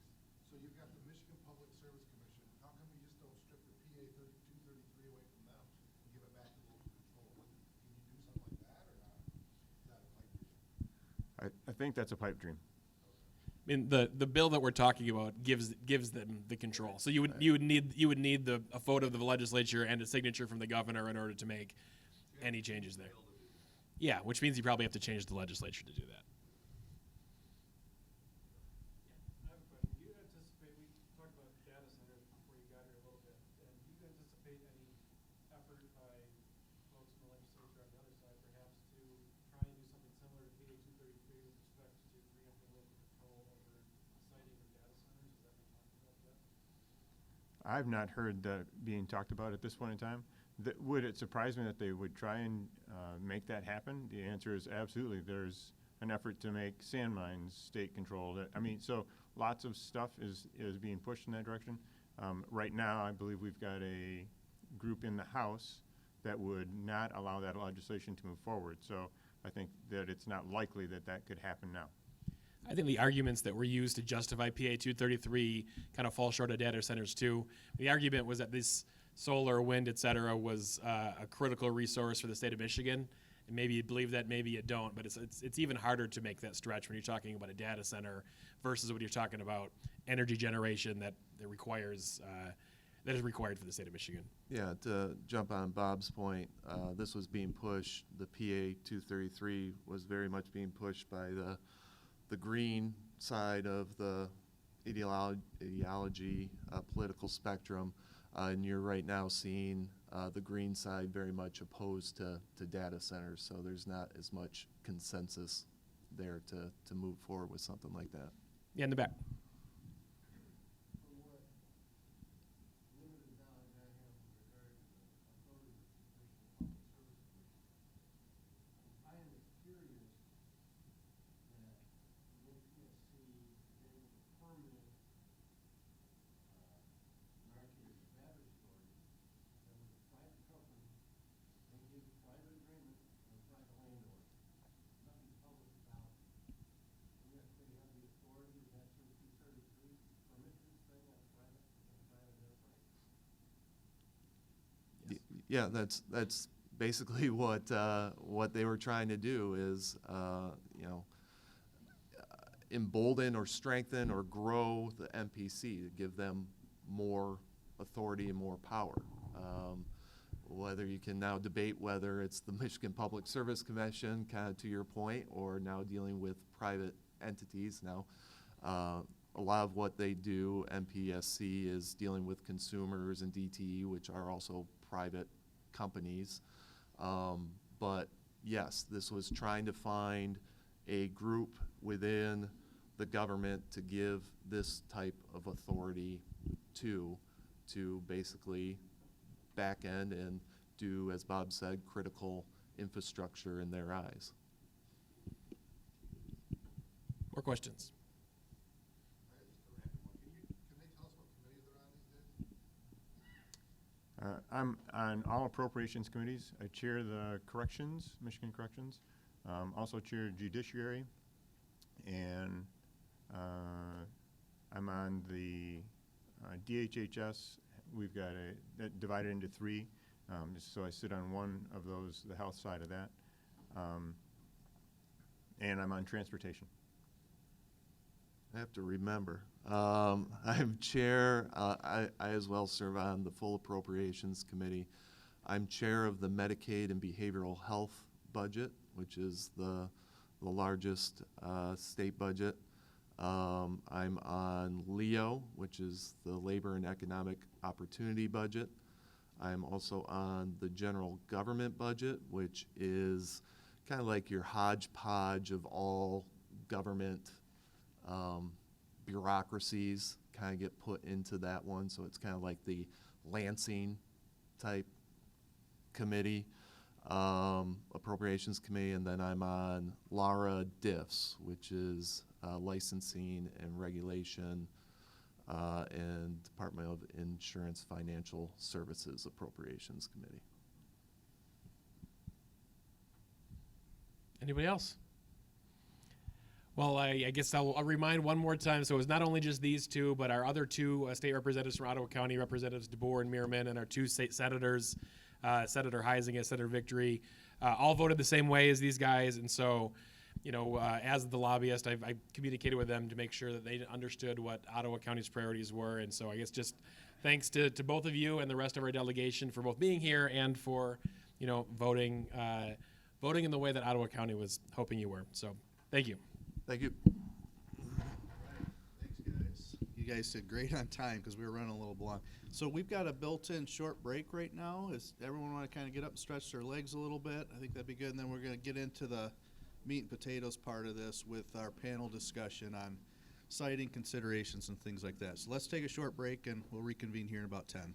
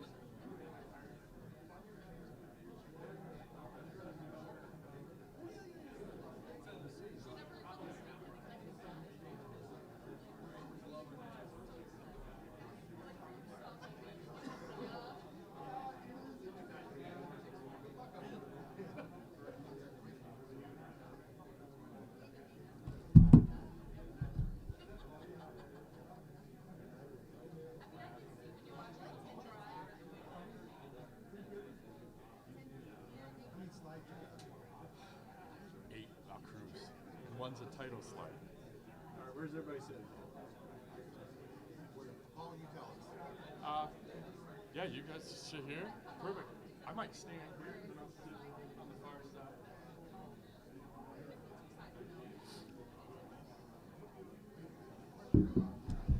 Panel.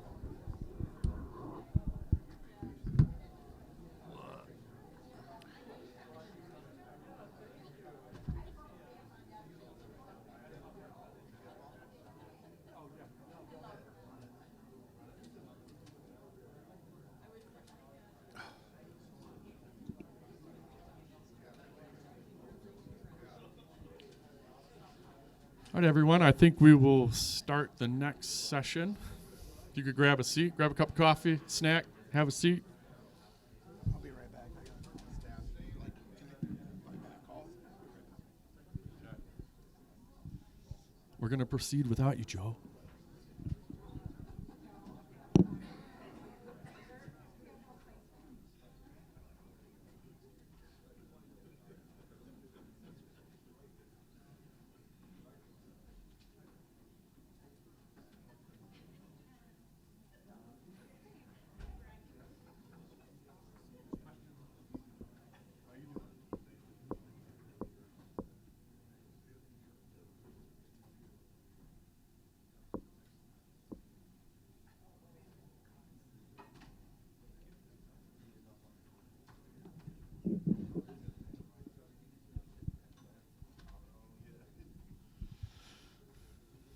Okay, thank you, everyone. Yeah, we'll proceed to the next group of speakers. We're going to be talking about local considerations relative to the utility scale renewable energy facilities. So Lou Hunt, Joe Bush, and Brad Fowler, and myself. We'll talk about emergency management considerations, water resource considerations, other economic considerations. So questions can be asked. I'm going to talk about siting considerations. This will be high level. I'm going to stand for a little bit here. Short series of slides. Again, this will be high level, and I think a couple questions were asked about this, some of these materials earlier on. So the facility types covered under PA 233, which Brad had talked about, right? The minimum threshold there to enter into those statutory requirements for wind energy is 100 megawatts or greater. Kind of rule of thumb, this is tough. Someone asked, what is that power? They say like a 1 megawatt can power 1,000 homes. But that really varies, because if you look at wind energy, it all depends on where you're located, environmental conditions. So a 100 megawatt wind facility, maybe between 16 and 35,000 homes. But from perspective, when we think about spatially what that represents, for a 100 megawatt wind facility, the average acres needed per megawatt is 50 acres per megawatt. MISO has a generation interconnection manual, and this is a document that I can share as a follow-up material. But in that document, it defines if a developer says, hey, we're interested in pursuing a facility like this, they have to refer to this MISO guidebook, and that sets the minimum acres per megawatt for each of these types of facilities. So it's 50 acres as defined in that MISO document. So for that 100 megawatt facility, minimum 5,000 acres for wind. Solar, the minimum acres needed per megawatt is 5 acres. So minimum facility under PA 233 would be 250 acres. Battery, 50 megawatts or greater, nameplate capacity under statute, acres needed per megawatt, 0.1 acre. So 5 acres. Those can be very fairly dense. This slide deck too I will share with the composition of Brad's materials and other stuff that we identify that could be value for you moving forward after this session. Want to then talk about transmission versus distribution, just so we're on the same page on this when we think about facility siting of this type. Transmission lines, most of you know this, right? I'm just covering the 101s here. Transmission lines move high voltage from power plants to local distribution nodes. Those high voltage transmission lines have owners. In Ottawa County, there are 3 owners of high voltage transmission lines. We have ITC Holdings, we have Wolverine Power, and another company called GNT. Those 3 transmission line owners, they are connected to the MISO grid. So their control is with the grid, meaning that as operators of high voltage transmission lines, by statute, they're open access. Any developer of this type of facility that's looking at a site, those entities are required to provide them access to those high voltage transmission lines. Holland BPW, for example, they own some high voltage transmission lines, but they're not part of that grid. So they are not open access. Distribution lines, just again for the differentiation, those are the lower voltage lines, right? They take from the transmission lines and then they distribute to residents and businesses. Like Consumers Energy is a distribution line operator. Utility scale renewable energy facilities, they need transmission lines and they need transmission substations to operate. Those utility scale projects, they require involvement and connection agreements with those high voltage transmission operators. That's a lot of the upfront work. Before things move forward, those developers, they need to have interagency or intercooperation agreements. And there's a lot of planning involved to those. They've got to have buyers, they've got to have the funding, they've got to do all the steps to even move forward for consideration. Transmission connectivity, I know that slide deck just says ITC, but again, it could be Wolverine, it could be GNT, those high voltage operators. ITC, for example, if a developer comes to them, says, hey, we want to use your open access network, and we want to build a facility, ITC or those companies would review that, say, okay, there's no constraints with our existing system. We've got system stability, so okay, where you're thinking about going, we think it can work. We've got sufficient grid capacity. We can start to accept what you're producing. And there's a clear path to obtain an agreement with that company. Again, there's lots of, the timeline here from some of the engineers that I talked with at some of these transmission owners, 36 months of timeline for project planning and another 24 months for permitting as they get their agreements in place. This is like 60 months of work, all in pre-planning before it even moves anywhere to a local community. You as a community, you could have a developer buy land in your community and be having these discussions, and you might not even know it. Utility scale considerations of the developer from a high level, they're looking for reasonable distance to those high voltage transmission lines. The greater the distance to that open access connectivity, the more cost for them, right? There's a balance equation on their business model. They need access to substations that have that capacity. If there is not a substation available, they will build one. Even ITC would say, okay, they look at if the developer approaches ITC, they find a property that's suitable near a high voltage transmission line, there's not a substation that is appropriate. ITC would work with that developer and say, okay, I think if we invest in a substation here, we can handle this cost, and that cost from ITC gets distributed across the network owners and users of that system. So they will build new transmission substations if it makes sense. And then general land characteristics that the developers of these facilities look for. This was discussed a little bit as well. You know, flat land, that is key. You know, adding cost to it, that's why prime farm or other ag land, flat land, undeveloped, is of target for them. it's costly to clear woodlands and the like, right? So those are those types of properties that stand up as being more favorable to developers. Limited grading and earthworks as mentioned, then low risk of stormwater, flooding, sediment erosion, and Joe can talk about those things. So here is, I was able to track down an open source map of existing transmission infrastructure in the county. This is general. I won't say that this is definitive, right? Because a lot of this stuff gets kept under wraps, but this is the best that I could obtain. I think it gives a good visual across this county of where these lines are. And you notice with the key, with the legend, the smaller the line weight, the less kilovolts that are in there, less power going through that. So the fatter the line, the more voltage is available.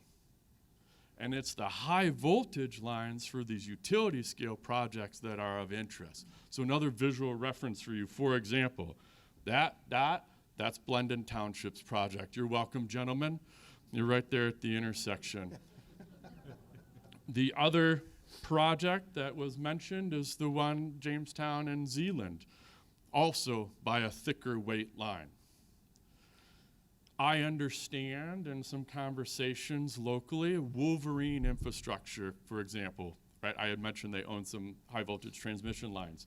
They have some 69 kilovolt power lines. I need to still track down ownership, and if I'm able to do that, I will send an upgraded map out that kind of defines ownership of these lines.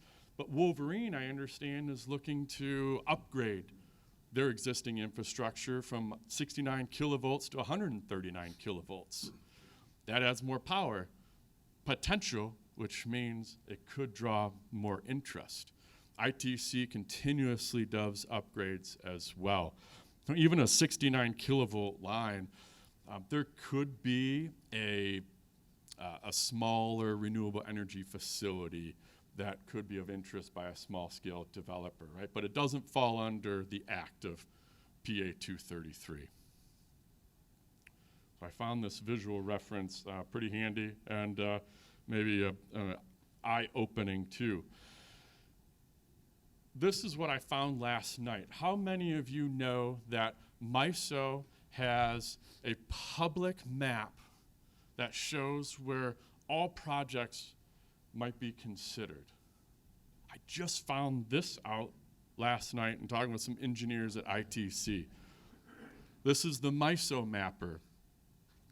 It is a really long URL, but if you Google MISO generator activity queue, you can find this map.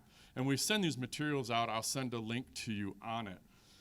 And what's interesting about this map, it's a little rough to navigate. It doesn't function as well as the GIS systems of Ottawa County. I was able to hone in here and look at Ottawa County, and you see a few dots here. The blue dot, now that's a gas infrastructure project. It's labeled. The other two just near the blue dot, that's the Blendon one and the Zeeland Jamestown consideration. What's interesting about this map, I understand, is back to my earlier point, if there is a developer that has bought land in your community, but they haven't gotten in touch with you and you don't know what's happening, it's possible that you could find it on this map. And it almost gives you a heads up on what's happening out in this ecosystem. So could be a valuable map for you. Again, I'll send you this link. The dot above the river, that's Talmadge Township. And if you click on that dot, that's the Blendon one. Sorry, this system didn't work well, so I had to do screen captures. But you'll notice that dot above the river, this Talmadge, and it says battery storage. I don't know what's going on there. Mark, maybe you do. But this was very interesting to find this. So I think we can keep tabs on what's happening behind the scenes, right, before things move forward. So that is what I've got for local considerations on siting. And I think we'll move on. Yeah, we'll go through and maybe questions at the end. Yeah, just reintroducing Joe and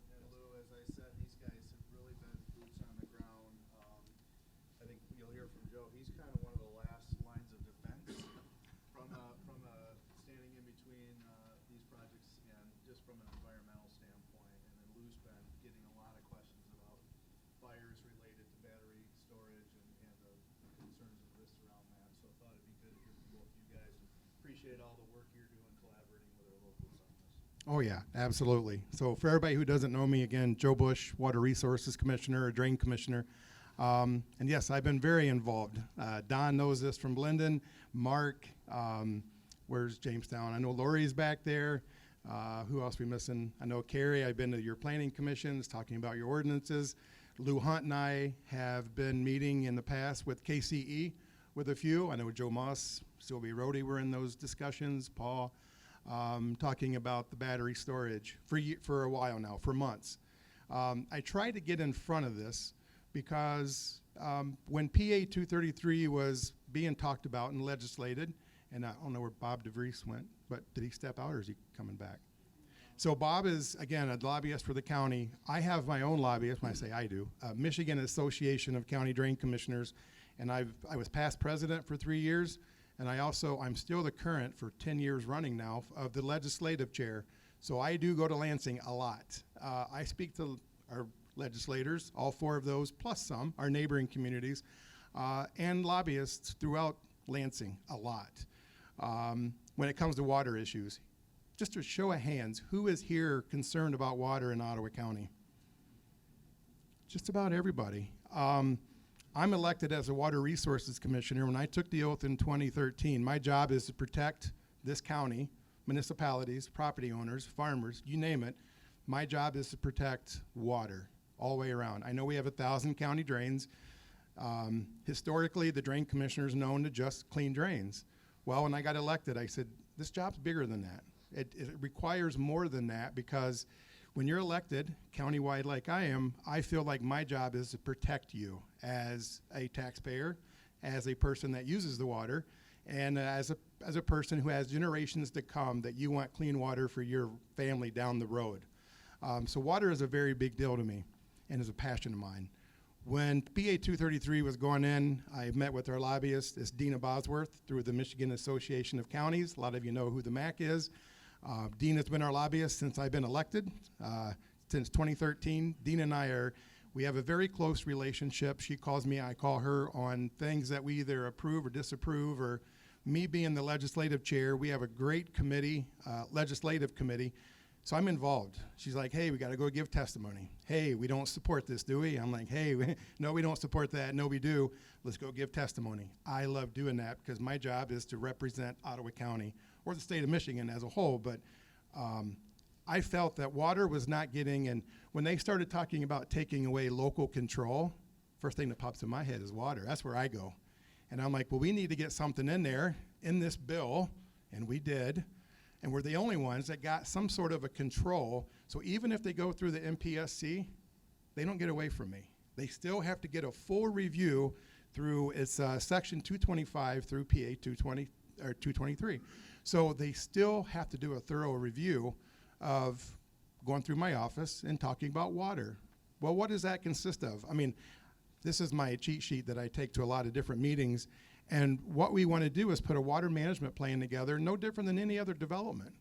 But one thing that's critical in where these solar farms are going, or where this battery thing or a data center, is water quality in the aquifer and what's going to happen in the long term. There's unintended consequences that could happen. We thought PFAS was great, didn't we? We thought lead lines for years were great years ago. Lead paint.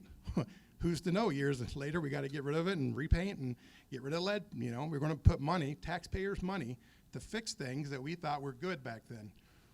When I see renewable energy, I'm not against it, but when it's new, my job is to protect the water, whether it's the deep aquifer, whether it's the storm water running off the property to somebody else's property or running into a creek. And I'll share a little story about what's going on in Blendon, because I've been very involved with that. When I think Joe Moss and I see each other more than we do our family, because between planning commissions and board meetings, between Zeeland, Jamestown, and Blendon, you know, we participate. Now, we don't have to go up front and say anything, but we're there to hear the concerns. A lot of it's about water. Sometimes it's not in my backyard, but a lot of times it's water. Well, that's me. This is my passion. As long as I'm elected, I'm going to do what I'm told, what people are recommending me to do, and that is protect you. and the aquifer, because we have an aquifer problem. So anyway, we do have the ability, the Drain Commissioner of Water Resources, to do a review, so they don't get away from us. So they've been meeting with us. I've met RWE, prime example. I've met most of their team, a lot of their team. I've seen a few of them come to the Zeeland and Jamestown meetings, but I've met their people from Texas, Colorado, New York, Australia, New Zealand. They have people all over. These are big money, big firms. These are big, we're talking big money.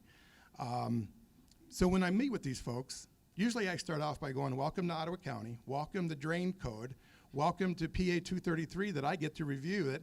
Whether you take away the local control, we still have it in the state law that you can't get away from the Drain Commissioner's review and the water quality issues and the water quantity, flooding your neighbor. Soil erosion's a big issue. I keep hearing soil erosion. I've heard it time and time again about flooding your neighbor and what's the impacts to the soil? Soil study. Blendon Township, battery storage. I got an email, I know I copied Patrick on it, from Eagle. Eagle says, yeah, we did a wetland evaluation and floodplain evaluation. We don't see a permit necessary from Eagle. I was floored because I called Eagle and said, so there's no permit necessary, but my drain project down the road is going to cost me an extra $100,000. Even though I'm doing environmental, stuff that they want, you're going to make me spend another $100, taxpayers' money. But this battery thing, doesn't have any impacts to groundwater, doesn't have any impacts to the aquifer, doesn't have any impacts to my drains. They looked at me and said, I met him in person, by the way. They looked at me and said, that's your job. You're the drain commissioner. Oh, can I get that in writing? Because it seems like everything goes back to the state and the feds where they have all the control. But you want to tell me that I have control over waters of the state? Okay, because I'm here to protect you guys. And so anyway, that's a little frustration I have with Eagle. Excuse me. One of the other pieces that I talk about is what does that do to water quality down the road? Not today, not 5 years from now, but you put these big 1,000 acres of solar panels. What is in those panels that could cause long-term effects down the road in the soil or water? So one of the things I've been talking about, we'll go back to Blendon, and I know Greg and Don and Mark, we've had these discussions. I've been very transparent, very upfront, even with KCE, about, hey, what I would like to see you do is put a liner in there. We would require it for a landfill. To me, there's a lot of unknowns like a landfill. Why wouldn't you put a liner? And they said, we don't do that anywhere in the country. And I said, well, we might in Ottawa County, because I'm going to do what I can to protect this county. So when Patrick says, the upfront, Lou Hunt and I have, we answered a lot of questions, whether it comes to, and I'll let him speak on his section, but water to me, and I did a short, and I could sit up here for a long time and talk about water and passion, and I review most developments for everybody, for all your townships. I have a very, very good partnership with all of our townships, or Lakeshore Advantage is here in the back, and I'm trying to be out there every day. My face is out there. I'm listening to people. I'm listening to your constituents. I'm always coming up with solutions or trying to. And what does that look like for taxpayers in Ottawa County? I want Ottawa County to stay the best county in the state of Michigan, right? We're the fastest growing. People want to live here. But it's about water. Because the more I hear about water, I went to Denver, Colorado, back in September to the National Groundwater Conference, and they said, boy, you guys are blessed in Michigan, because out west, there's wars over water. You don't hear about those wars unless you're a farmer, but there's wars out there. And you go down south, it's no different. Georgia, same way. Florida, same way. Right now, they're looking at recharge, the aquifer, and that's a whole nother discussion. But even in Florida, who would think Florida? Florida seems not to have a water problem. They're surrounded by water, just like we are. Water, in my opinion, is the most precious, non-renewable resource we have. In my job, and I'm very proud to do it, is to stand up to this renewable energy to make sure that we protect it. If anything, that's the most important, that if I have the ability to manage it and control it, because they took away local control, and I'm glad we got it in there as drain commissioners to do this control and oversee this water thing. So I'm proud to say that that's where that's at. And I'm happy to answer any questions later, but I know I'm in communication with all these municipalities in here today, so my face is everywhere. and I love it. I love this job. So I can stand up here and talk forever. Yep, go ahead. To get in, you kind of got into this a little bit, but talk about the specific risks with these developments as it relates to water and what specifically you have in terms of what you can ask for, what you can require under that authority you're given. So one of the things I'm gonna, and those are great questions. I'm glad you brought them up because I got so much in this head and so many things marked over the years of, trying to keep me on track, is a water study. You know, tell me the impacts. Prove me wrong. I'm always about prove me wrong. You're telling me that, oh, there's no soil erosion. These panels, water runs off, doesn't create any reels or erosion or impacts downstream. Well, prove me wrong. Do a study on it. They say they don't create flooding. Well, I know my colleagues in Ohio and Indiana and Virginia have said, well, look at this, look at these. One of them happened to be one of the solar farms that's wanting to come to this county. And I'm like, well, what happened in Virginia? Can you tell me what happened in Indiana? What do you mean there's no erosion? You don't create more water runoff, these solar panels. The temperature doesn't change. The soil doesn't change. So I'm hoping, to answer your question, Patrick, is a water study, right? On their dime, RWE. I said, I'm not doing it anymore until you give me $100,000. So there is, I do have legal counsel that I'm working with. We have an agreement with RWE. They have signed it. I haven't seen my check yet, but it's only been a week. But I told them I wanted $100,000 before I start anything. I have not reviewed anything. They have never submitted. The battery nor the solar have submitted anything to my office. The 5 that we've been talking about, I have a list of the 5 solar that have been submitted to MPSC, and none of them are Ottawa County people. So I'm hoping to do a water study. I'm hoping to do an aquifer study. And the impacts. I told RWE, I said, well, we got water problems in Ottawa County, and they didn't have any idea about it. They said, well, in Colorado and over in Texas, we did this and this. And I said, well, you're in Michigan. We have problems, and you need to come up with a solution that if you want to come here, that you're not going to be a part of the problem, you're going to be a part of the solution, is what I told them. So just so everybody knows, I asked for RWE to come up with $100,000 first. They signed the agreement from the vice president of their company, of RWE, so we'll be seeing that. No different than the battery. We've asked for money because I don't want this to be a cost to the taxpayer. They should be paying everything up front for all my engineering and all my legal and all the reviews and all the studies. I've talked to Don and Mark about this in Blendon, some kind of an aquifer study. If they're saying that doesn't impact the aquifer or drains, let's do a study. Because in my mind, you can tell me that, but under my watch, I don't want unintended consequences where it's going to cost the taxpayers money 3 to 5 to 10 years from now going, why didn't Joe do that when he was elected? Now that we have kind of the law on our side that they have to review under Section 225, why didn't Joe implement that? Because we've learned from the past of maybe what doesn't work, what's failed. Some of my colleagues across the state in Shiawassee County on a 3,000-acre solar farm, they're like, oh, I wish we would have done this. Oh, I wish we would have done that. That was when it first got started. But they've learned lessons. These are lessons that we've learned where we're probably going to have discussion later about that. Go ahead, Paul. Question for you, Joe. Yep. So when you would require a water study, does that fall into that workable ordinance to see is there a balance where that developer say, okay, yes, we're willing to put that money in there, or does that, to your earlier point? It could be. That would be a Ron Reddick or we didn't really discuss that because we have the authority to do that. You can't above and beyond. Yeah. In the drain code. So, but they could fight it. So, how much do we want to fight it? Depending on that. But I think they've been willing to work with us so far on the water because I told them that we have water problems here. And as an elected official, I can't just ignore that fact, right? And they keep telling me, well, we want to be good in the community. We want to bring good things to Ottawa County. I'm like, well, you don't want to destroy good things in Ottawa County, and that's our water, because we already have a problem. So I could keep talking forever, so I can ramble. But I think Questions for Joe before he hands the mic over?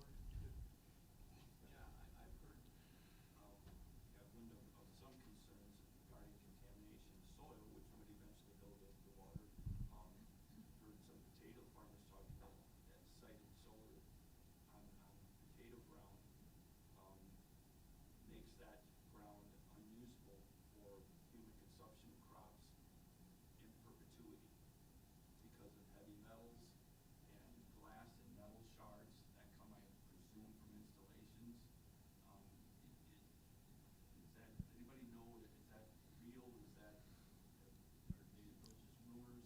I do not know if that's real, but I would think that would be some sort of environmental impact study. But what I worry about is the state not looking at those particular issues because of the timing of these, and I think it's a very valid concern, but I haven't heard, we don't have many potato growers in Ottawa. You know, we got the other crops, but we don't have potato growers necessarily. But my colleagues haven't really mentioned that particular issue. It's been more water related and downstream and erosion and, you know, the aquifer issues. One of the things I mentioned to RWE was, I said, hey, have you ever looked at, because when the engineers were talking to me, they said, well, we never do that here. We don't do that here. And I'm like, but you're not in Michigan. We have, our soil types are so unique in Ottawa County, throughout the whole county. We're not Texas. We're not Arizona. We're not, what's the other one they like to do? Iowa. Iowa's another one. I'm like, we're not Iowa. We're Michigan. We're different. And our makeup is different. Our geology, the hydrology is different under our feet. And I'm like, that's the problem.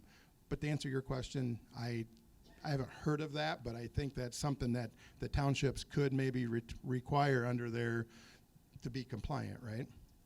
And he could probably answer that, because he's going to be up soon as Lou's up. Hello. All right.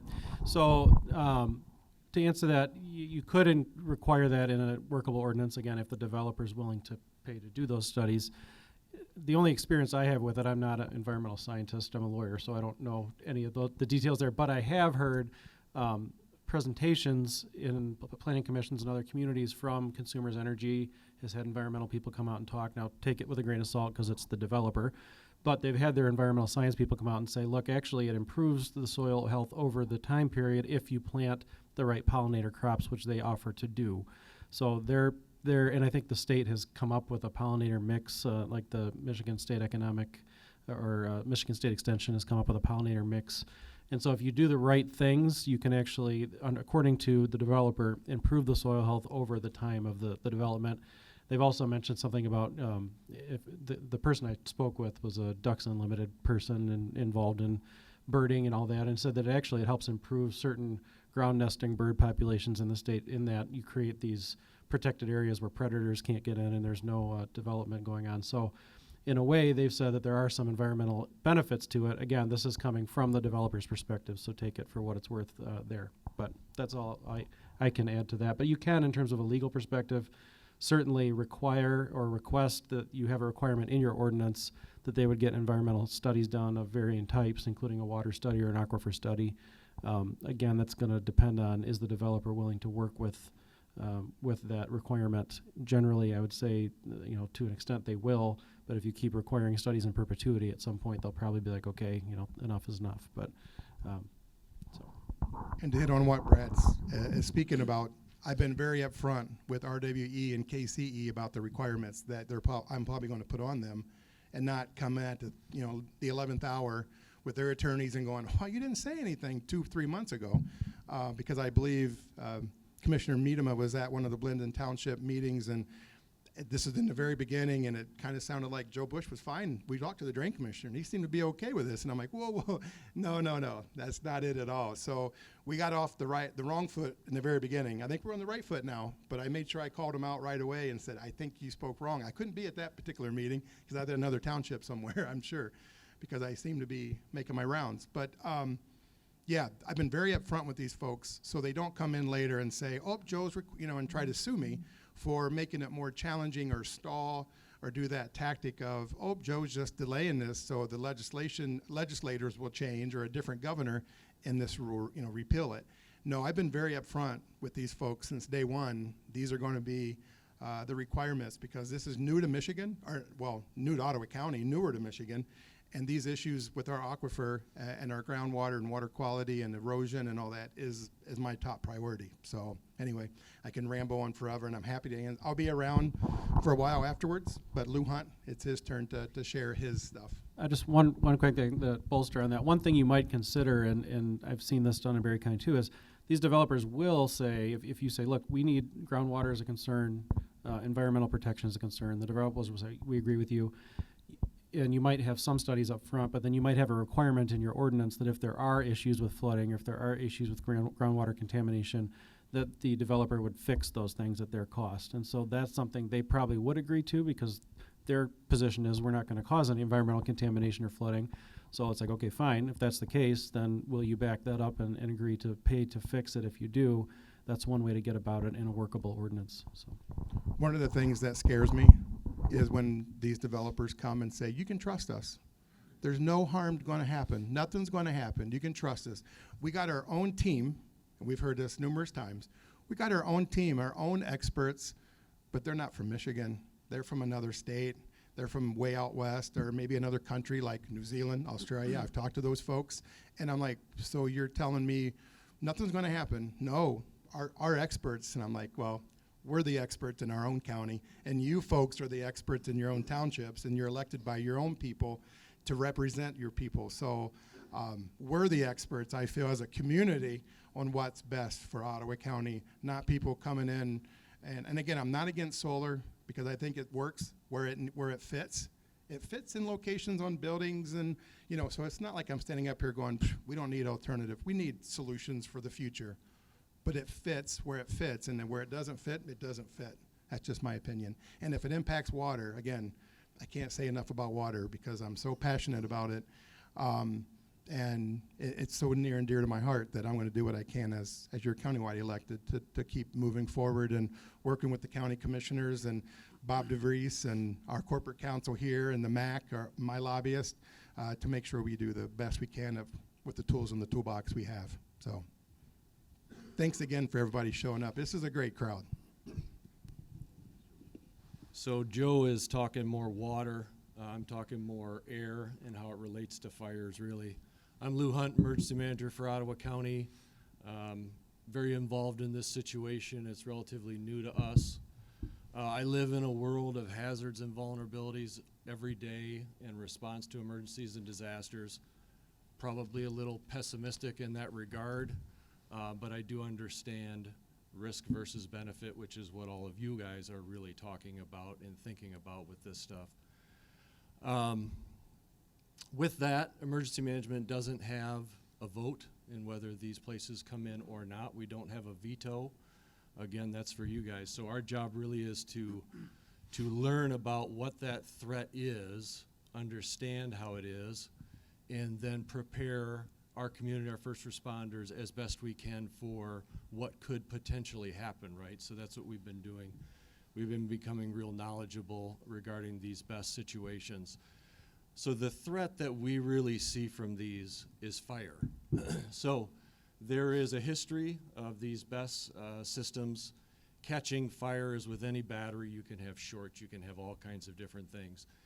If you look at some of the historical situations that have occurred across America and elsewhere, there have been some pretty nasty fires from some of these BESS systems, okay? I will say, like Joe said, we've talked a lot, met a lot with Key Capture and some of these other companies, and we do understand that the technology is a lot better than it used to be. We understand that. There have been a lot of improvements. So some of the things that you're seeing out there and some of those fires that have occurred previously, some of that has been mitigated. But regardless, there is still a fire hazard, and they won't argue against that. There is still a potential fire hazard. Actually, what we get into in the argument with some of these companies is how large is the scope of that fire going to be? They really want to talk about a fire that is confined to one of these storage units, and like a shipping container that you have size. And that's what all your setbacks are actually geared towards, is one of those on fire. They say, well, it's impossible to have a larger fire than that. We've got all these safeguards and technologies. I agree there's a lot of safeguards and technologies that are involved there. In emergency management, I don't believe in impossible, so we like to start with worst case scenario and work our way back. That has been a struggle. We've been able to see the plume models for fires that involve one of those shipping containers.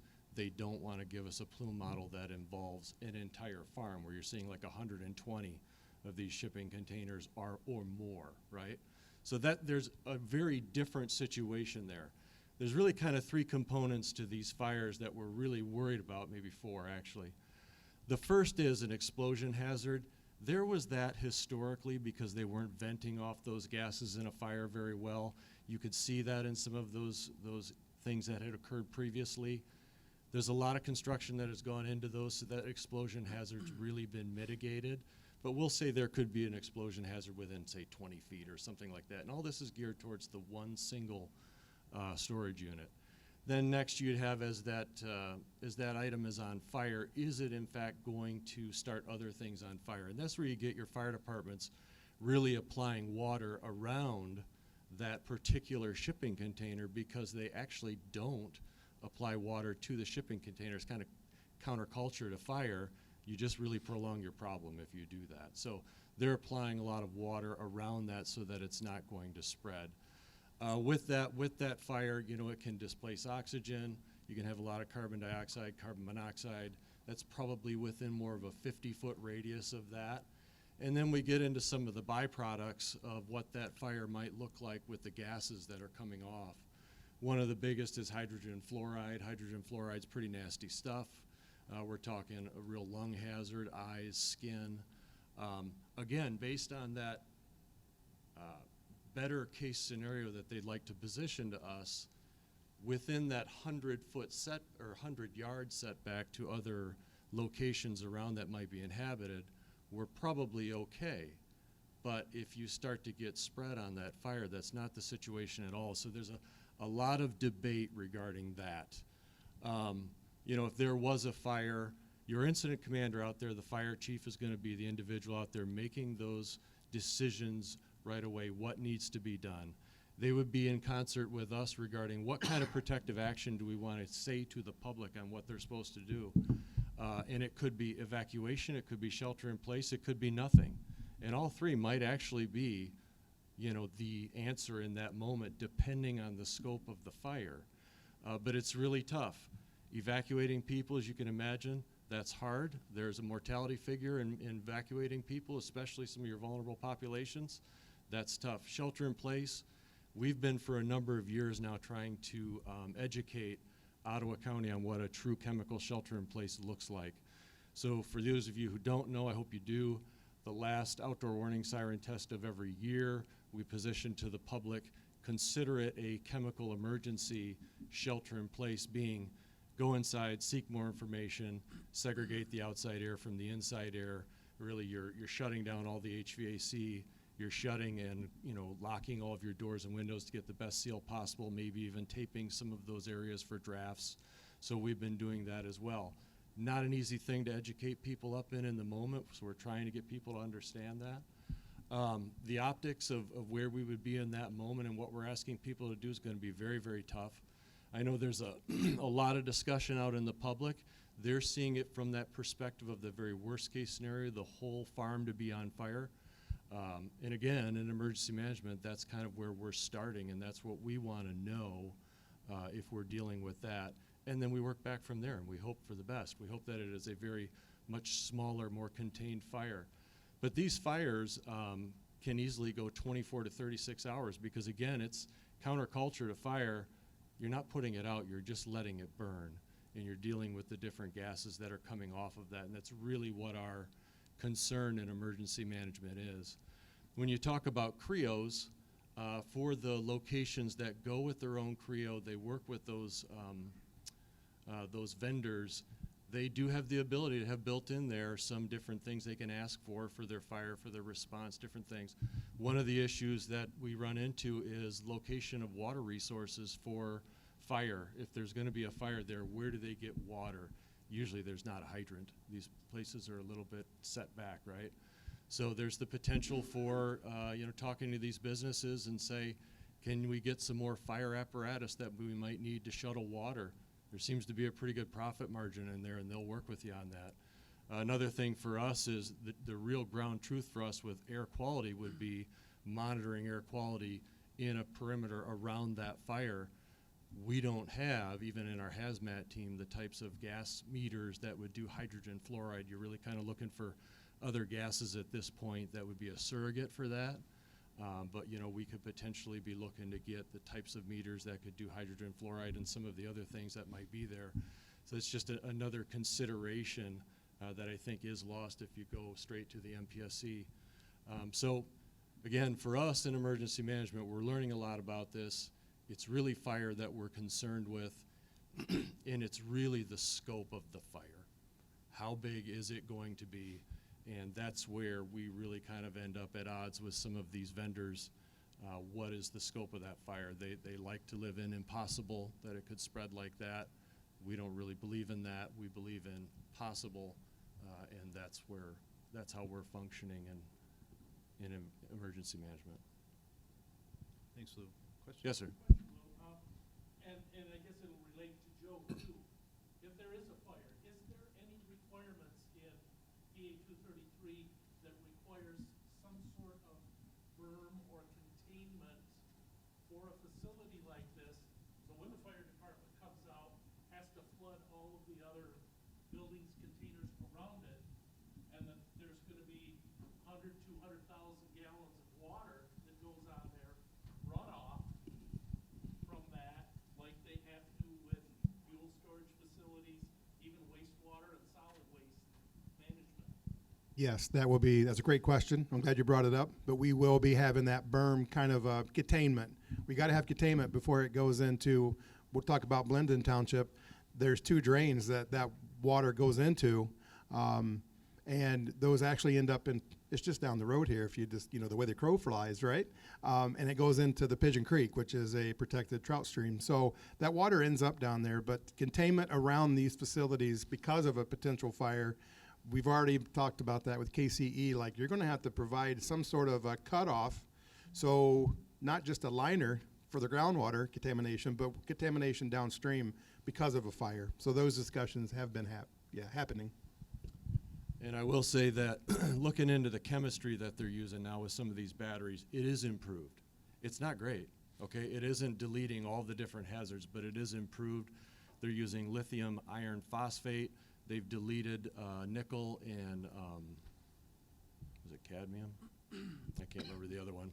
Regardless, some of those heavy metals that you might be really concerned about in that situation, but these are simply improvements. They're not fixing the issue.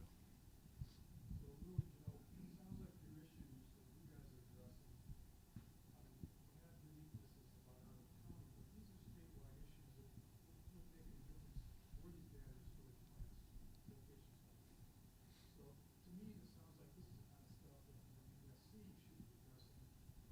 Environmental impact statements, right? We saw that you do lots of different projects.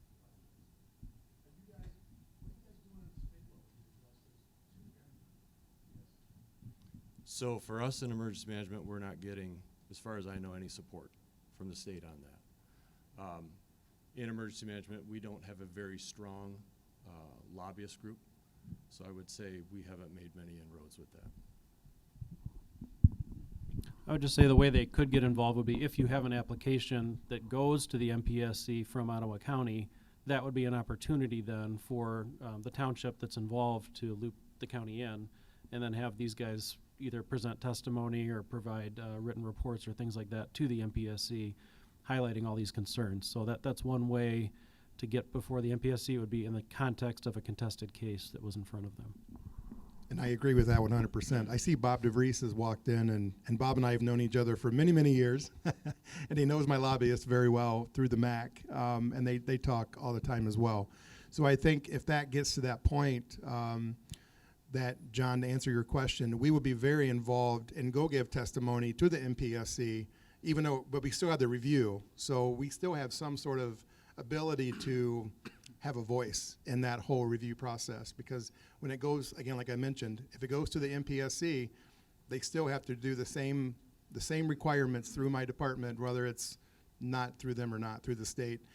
These 3-panel people at the state, they don't have the expertise like we do or you guys do in your field or your ZBAs or your planning commissioners. So I think it's going to be relevant, I think it's going to be important that we keep that dialogue happening with our municipalities. And I was going to talk about Mark Bennett, because when I got wind of a potential site going by in maybe an ITC substation up in Talmadge, I called him right away and I said, hey, just a heads up, a little birdie told me that could be coming near you. And it sounds like property owners aren't willing to sign anything in that kind of area. So I think you're in good terms right now, but it could come yet, right? They're looking at these big, larger scale power lines / substations where it fits. So I think, but to answer your question, John, we're going to be very involved. Our lobbyists I feel is very good, very strong. Our association is at the table on a lot of issues we've grown, we've become to be important at the table on every issue, it seems like, because we're water and drainage, and that's on everybody's mind statewide. So definitely I will be in Lansing to fight whatever we have to when it comes to water. Question on that PA 230, is there a law in there that you can make them required to have municipal water for Not for me. That'd be an ordinance for the townships. water any place they want, they don't have to do. I think, if the state's gonna force us to do that, that would be a plus for our community, because we made us to be able to do that. I think, let me get that. Just to hit on that, Phil, I think at one point, I think Blendon Township had talked about forcing them to bring water out to their location in the middle of the township, to bring water out there at one point. I don't know if Mark and those guys could force it. Again, force is a word, but that's, has some teeth. But I don't know what leverage they would have to force them to bring water out there to make that happen. I know they won't be taken from the aquifer. Everybody's worried about. Some people are confused that the BESS in Blendon was a database, that they're going to be pulling all these millions of gallons of water out of the ground. It's not that, right? These are not a data center. Which don't be surprised you don't see one of those try to pop up somewhere. But, that's another discussion if we have that happen, because that's that aquifer issue again. But I don't know if the townships can talk about that later, because I know you'll be up here soon, so. All right. Oh, Allison. This might be more a Paul question, but I kind of thought of it now, Joe, because of what you just mentioned. You briefly touched on the Talmadge one and how that landowner hasn't signed it. And I feel like that's something that we have kind of missed today, is we're talking only about once a developer is coming to the township. And one thing we haven't addressed is how we can get ahead of that before it actually comes, where you feel like you're already stuck. And so we talked briefly about all the substations, and Paul was up here and he talked about the mapping of all the substations. And I wonder if there's been any dialogue from local municipalities or from the county angle of reaching out, if you have constituents that own a substation that's part of their land, has there been communication with them, giving them an understanding of Public Act 233, and that if they are reached out to by a potential developer, that they actually understand the full ramifications of the positives or negatives to take into consideration before it ever comes to the municipality. So I'm just bringing that up because you mentioned, and I'm wondering if that's a question that anybody else has. I think that's the hope of today, is to educate and empower our local units and inform them so that they can begin to communicate with the constituents. And the folks that are dealing with it right now are obviously having that in the trenches discussion, but the people that haven't been approached yet, hopefully, that's the one pager. We're giving them some information to take back and share, and that's why we're doing this. But I can't answer whether it's been happening, Allison. So I just to answer some of that, maybe, and I know Blendon has, you guys are the experts on this. A lot of it's the hush money, the upfront. So they talk to them years in advance, and they sign the hush money, is what they call it, right? I'm not making this word up. This is what they call it, the hush money. They get paid not to talk about it for years. Then all of a sudden it just pops up, and that's when it becomes an issue. The only reason I got wind of it from ITC was a few other people had mentioned it, that they were, knocking on doors. And that's how, but I think if we were to go back from what I'm hearing from the farmers over in Zeeland and Jamestown Township is this started out as a study of $40 an acre, turned to $300 an acre. Now we're talking a lot more money than that, but a lot of these folks were kind of reeled in, and I don't know if they understand the ramifications of what they signed. Here we are in 2025 going, I don't want this, but I'm a big believer of property rights too. So if somebody did want it, you can do whatever you want on your own property. But you got to be careful, read the fine print and the bottom line. But yeah, I think today, I agree with Patrick. Today is all about trying to be ahead of it, to see what that looks like moving forward, because there's a lot of people I've talked to that said, I made a big mistake. and they can't get out. And we wisha, woulda, coulda, shoulda, you know. So you be careful what you sign, you know. Yes, sir. More of a statement than a question. I'm in a unique position. I've been in politics slightly for 3 years, but I've been in farming for 20 plus years. So I've had these companies come to us and asking to do stuff. We've had them, you know, try to smooth you and all of our farmer friends around. It does happen. I gotta be honest with you, earlier when we were talking about prime farmland, for any farmer, all of their land is prime farmland until it isn't. And then, it's, you gotta do what you gotta do. I'm a third generation farmer, I have 2 children. They will not be farming. That's just that's it. Like, politicians here, our township, everybody, need to understand it will not, it can't just be profitable for me, it has to be profitable for future generations. If stuff comes up where we can help any of our farmers, we need to push it as hard as possible. Because by the time we do, it's gonna be too late. It probably is too late for a lot of people. I'm just saying as long as I can. I don't want my farm turned into a solar farm or wind, anything along those lines. But when it comes down to it and you can't pay your bills, you're gonna look it up. That's what it is. We want to conserve water, we want to conserve land, we want to do as much as we can. But it is very difficult when people that have not farmed are making decisions for you. So, it's more of a, I'm not yelling at everybody. I like being a farmer a lot more than I like being a politician, I'm gonna tell you that right now. All right. Uniquely, that's my perspective. All right, Brad's going to bring us home with. All right, We've I'll- heard a lot about the concerns and the risks. This is the Yeah, economic. the this economics. is kind of the. And I'll be quick because I think I covered most of this already in my presentation. But just to highlight the emergency management piece real quick. So a real world example of what you can do with a workable ordinance is in another community that we recently did a workable ordinance for, this issue came up with emergency management, and how we dealt with it for them and the developer agreed was they agreed to provide training, equipment as necessary, and special access to be able to allow for mitigation of the fire risks that are inherent in one of these solar facilities for that county's emergency management personnel. So they paid for all of it, and that's part of the ordinance that they agreed to, that if we give you this permit, you're going to pay for the training, you're going to pay for the equipment, you're going to provide access, and so that's one way to mitigate that, but you want to incorporate that into a workable ordinance. So that's the things that these 2 gentlemen were talking about up here. When you get approached by a developer, take these things into consideration when you're negotiating those terms if you're going to do a workable ordinance. And you can work in the studies and the training and the emergency management concerns so that you can control that. And as long as the developer agrees, then you've got that protection. So, all right, quickly on the economics. We already went over the kind of main, there's the intervening fund is one economic piece, so $75,000 that you can use to fight these things at the MPSC. So use that money wisely if you're going to do that, if you're going to go that route and have it go to the state. The main economic development pieces here are the host community agreement, which is the $2,000 payment. There's some limitations in the act as to how that can be used, but you can agree with the developer to use it for whatever you want.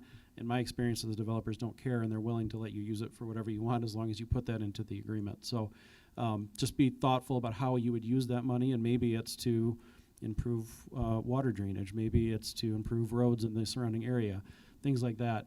You can put that into the agreement, so it gives you resources to do it.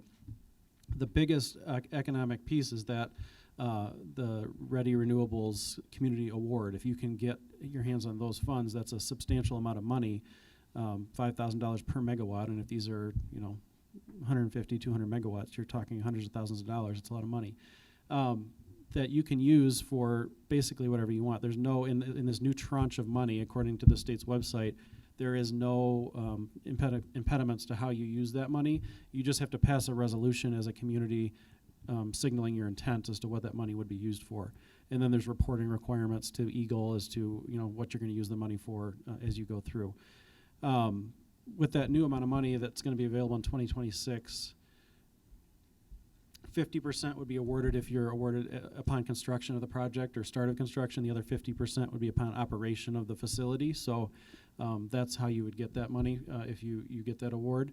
And that, again, is a substantial impact for your community, and that you can use that money for improvement of roads, improvement of infrastructure, things like that. So there is an incentive there. And that's pretty much it, unless you have specific questions about the economics. Right. Yeah, you're going to get a massive increased tax base, because that's no longer going to be classified as ag land for property taxes. It's going to be classified for commercial industrial use. So you're going to be able to collect a lot more in property tax from that land. So you're going to have a much larger tax base. Any questions on the economics? All right, we're going to try to, we're All right. a little late on time, so we're going to bring it home. We're going to invite our friends up from Blendon, who are going to share their story. Again, we've got Fire Chief Kurt Gernot and Blendon Township Manager Greg Bolomowski. So let's welcome these. Let's give our panelists a round of applause today, by the way. Yeah. Thank you all for being here.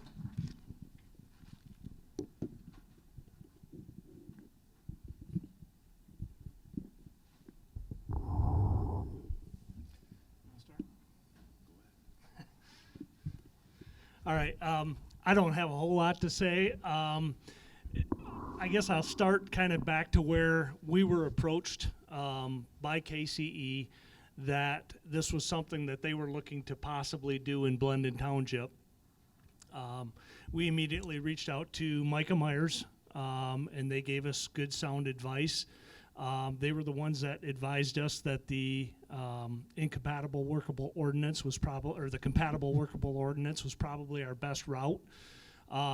So that is the direction that we went as a township. I think maybe the biggest mistake that we made as a township was not putting that out in front of our residents at the time we decided to go that route. A lot of our residents believe that we're trying to do this for the money. That is not at all what Blendon Township has in mind.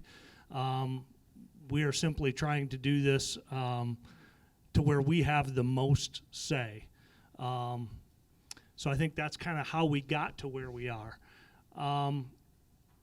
Any advice I would give would be, number one, if something like this is moving in your direction.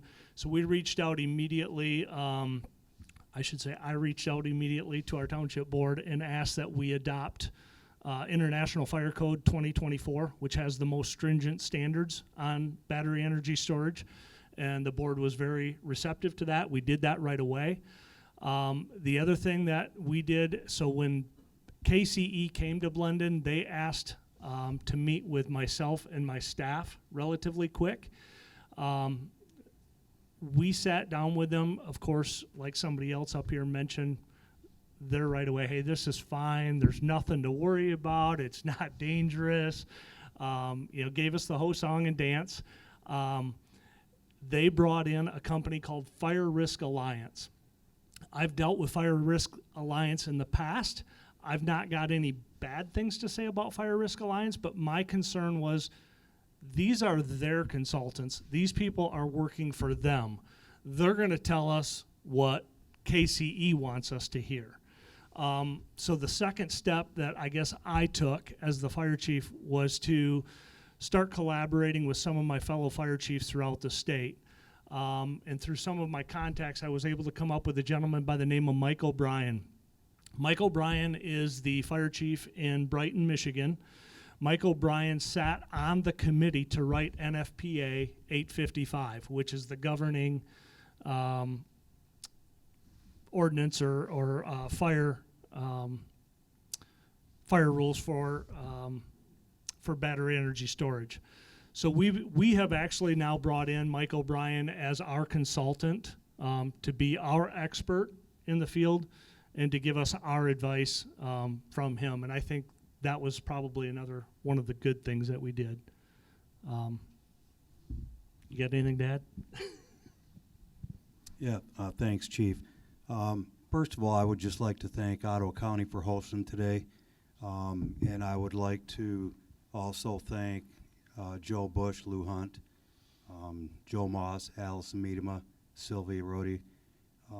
We've seen your faces since June and July from when we had the first open house at the community center. And this is something that obviously we didn't expect. We didn't go looking for it. It came to us. And hindsight being 20/20 in life, you know, the chief hit it. I think we needed to educate our residents, you know, educate our board, ourselves, as we went forward with this. And when we sat down and we created that workable ordinance, you know, we thought it was great because we were going to get the most for our residents. And that's our goal. I mean, our board is concerned. They care about our residents. And we also know that landowners have a right to do with their land what they want to do, as long as it falls within our master plan, as long as it's within our ordinance. I think that from my perspective, and I'm not an expert on any of this, but I've just sat, I've watched, I've participated, I've tried to be an asset to the board, to our legal staff, and also listening to the residents' concerns.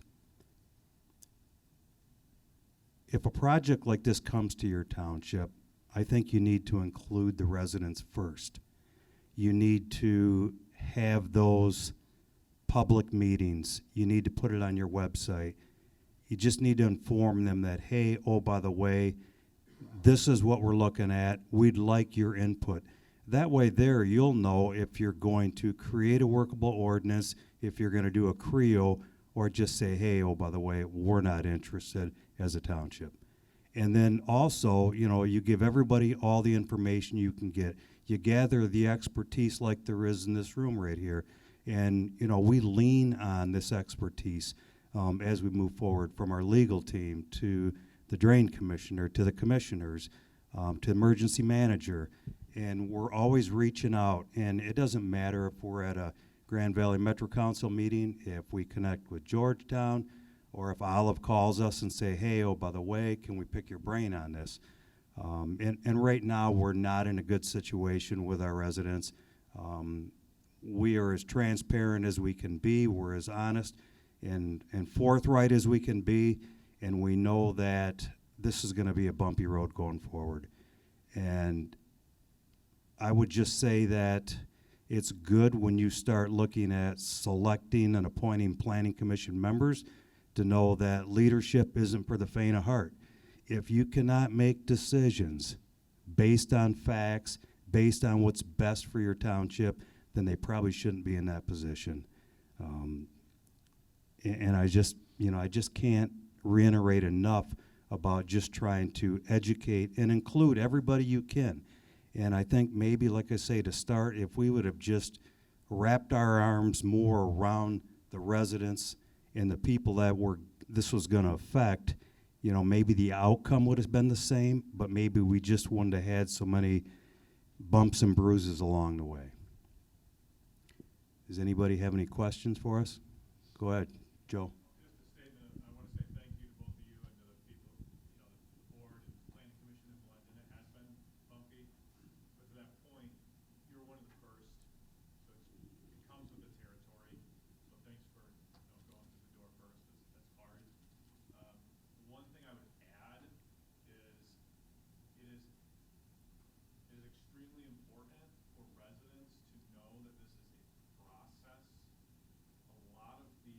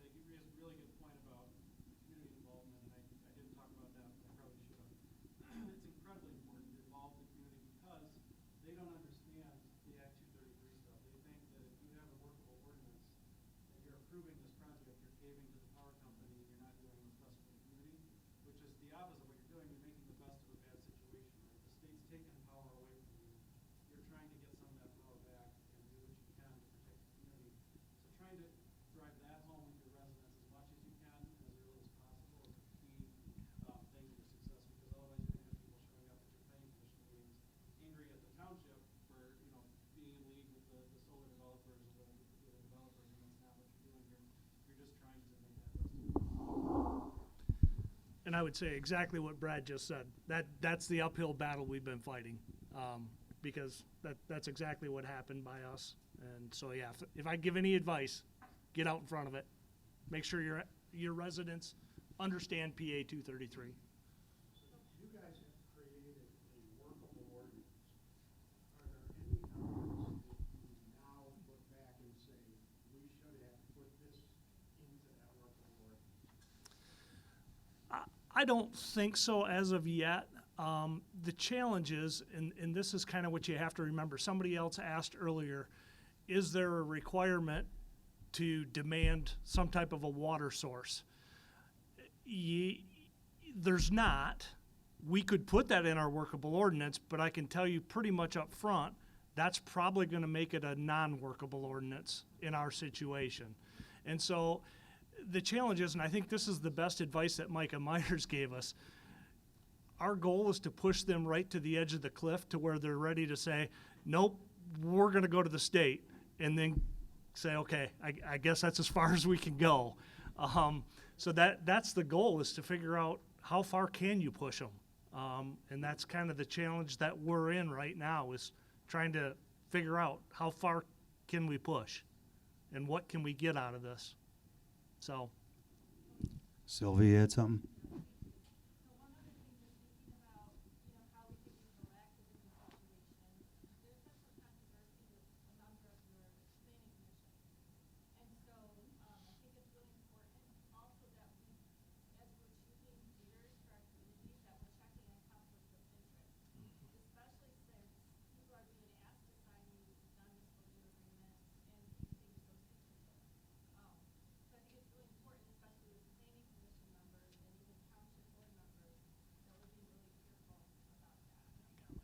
I agree.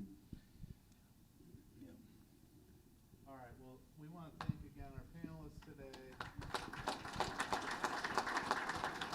guys, we're all watching, we're all with you. We've been there. This can happen in any community, so good job being leaders, and we know the position you're in. These are tough situations. So with that, we're releasing thank you to our commissioners. Thank you to Paul and your team for putting this together, and again, our speakers. We're here as a resource. Let us know if you have any questions, but we're in this together. Paul, you anything to say? And we'll send follow-up materials. Okay. To everyone in the district. Yeah. Thank you all. Have a good day. I didn't steal all your thunder, did I? So hard, you know. I didn't drop too much on the fire stuff, did I? No, you did good. You did great. No, everything you said was spot on. So there is risk.